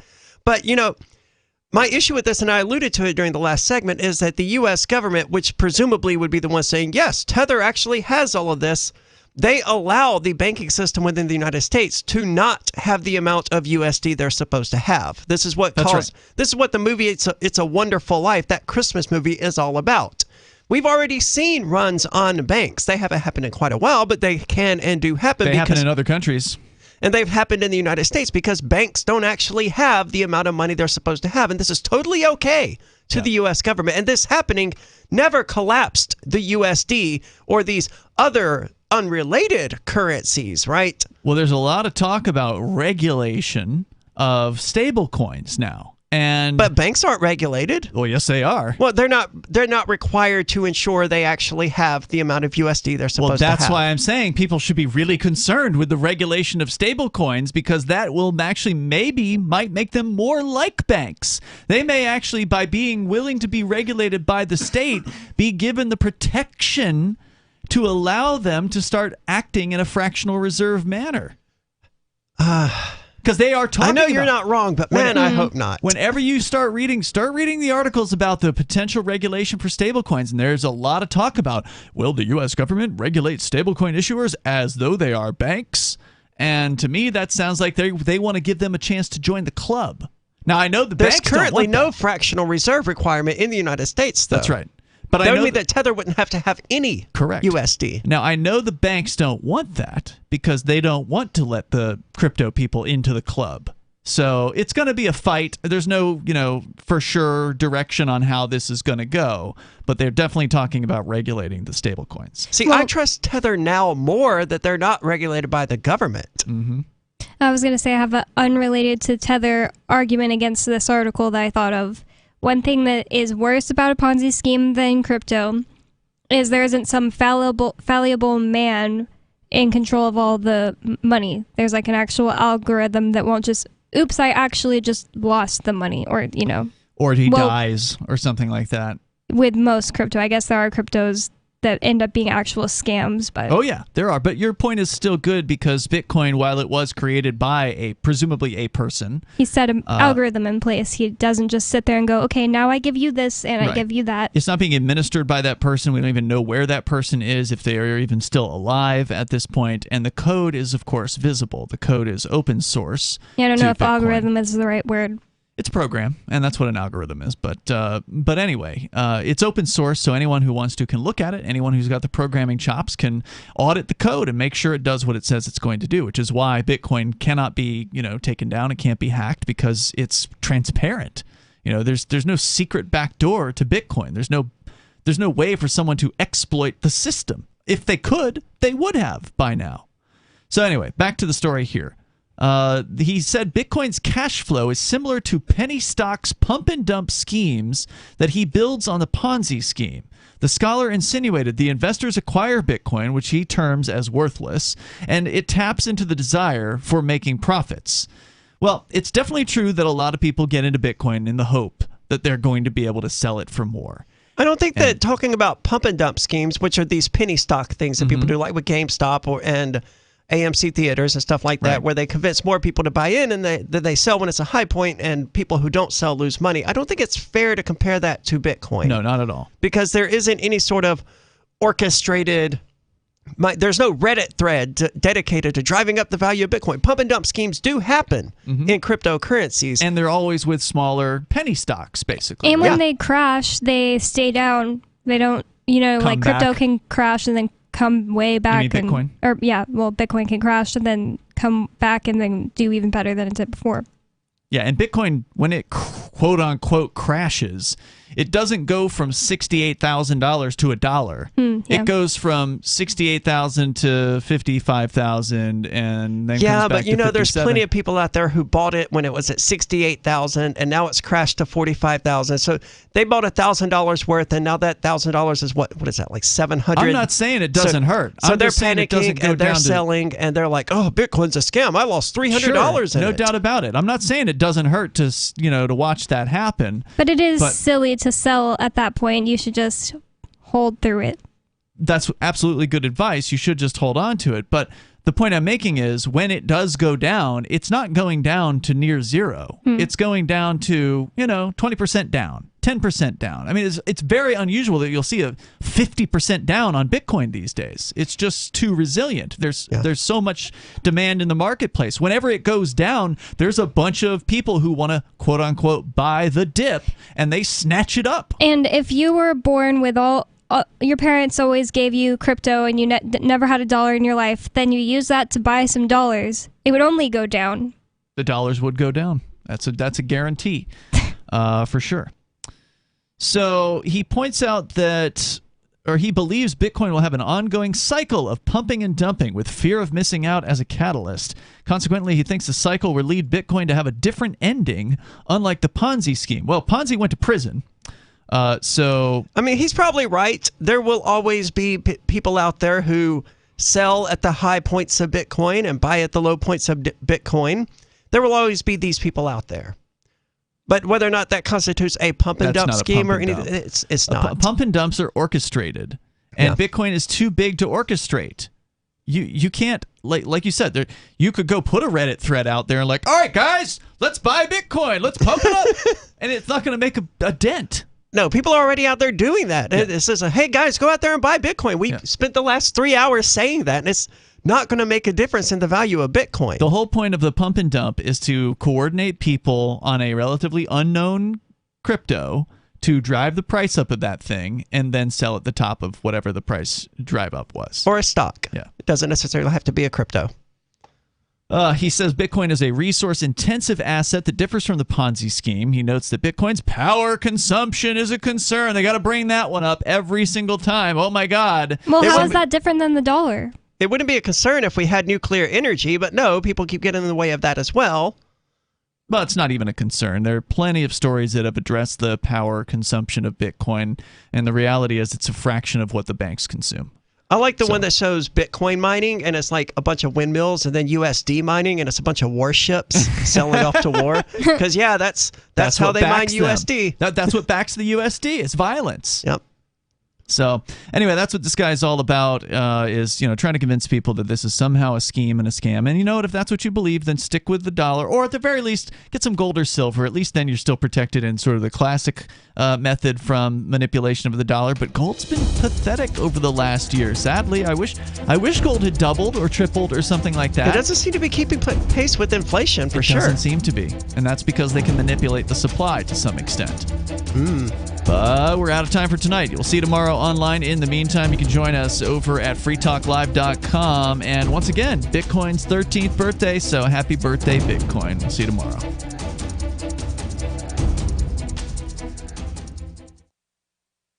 There are lots of ways to listen to Free Talk Live. Our podcast has been around since podcasts began, and now the FTL feed is loaded with content besides our full show archives. Did you know that we make it easy for you to customize your podcast subscriptions? We have different feeds, one that includes only our full shows, one with just the Daily Digest, and our main feed that includes everything. You decide what you listen to. It's quick and easy to customize your feeds at feeds.freetalklive.com. That's feeds.freetalklive.com.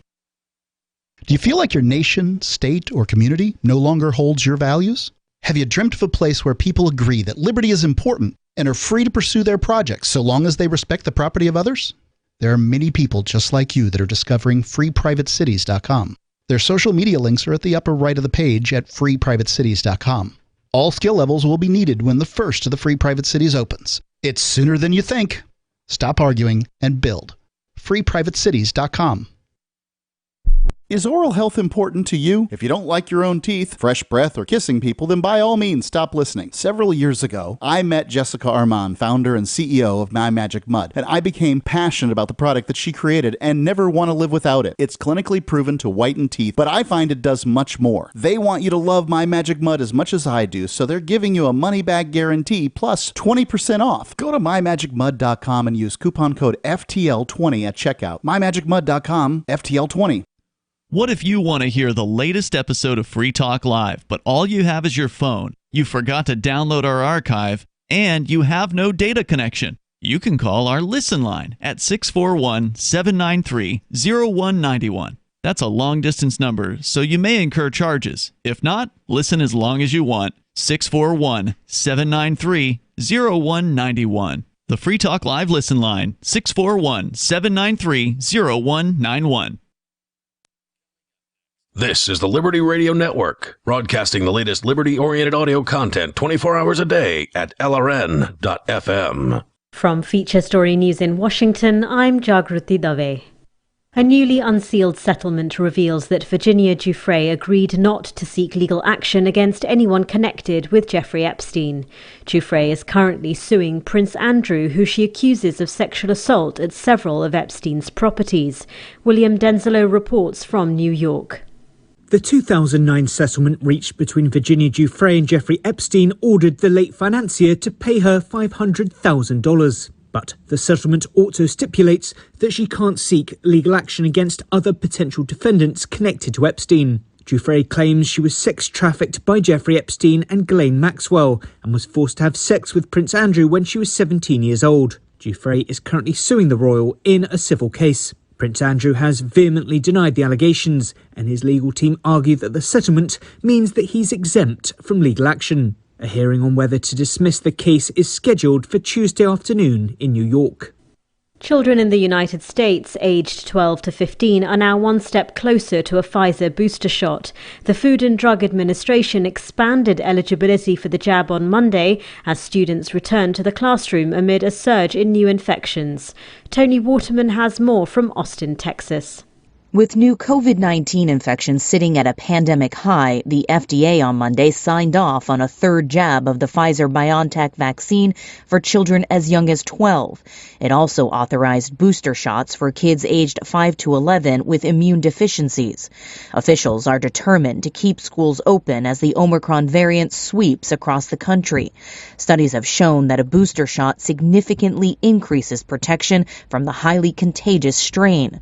The CDC's Vaccine Advisory Committee is expected to meet later this week, where it could endorse the FDA's recommendation. The United States, China, Russia, France and the UK have all signed a joint statement agreeing to work together to avoid a potential nuclear war and limit the further spread of nuclear weapons. These nations are the 5 nuclear weapon states named in the 1968 Treaty on the Non-Proliferation of Nuclear Weapons. The 5 world powers are also the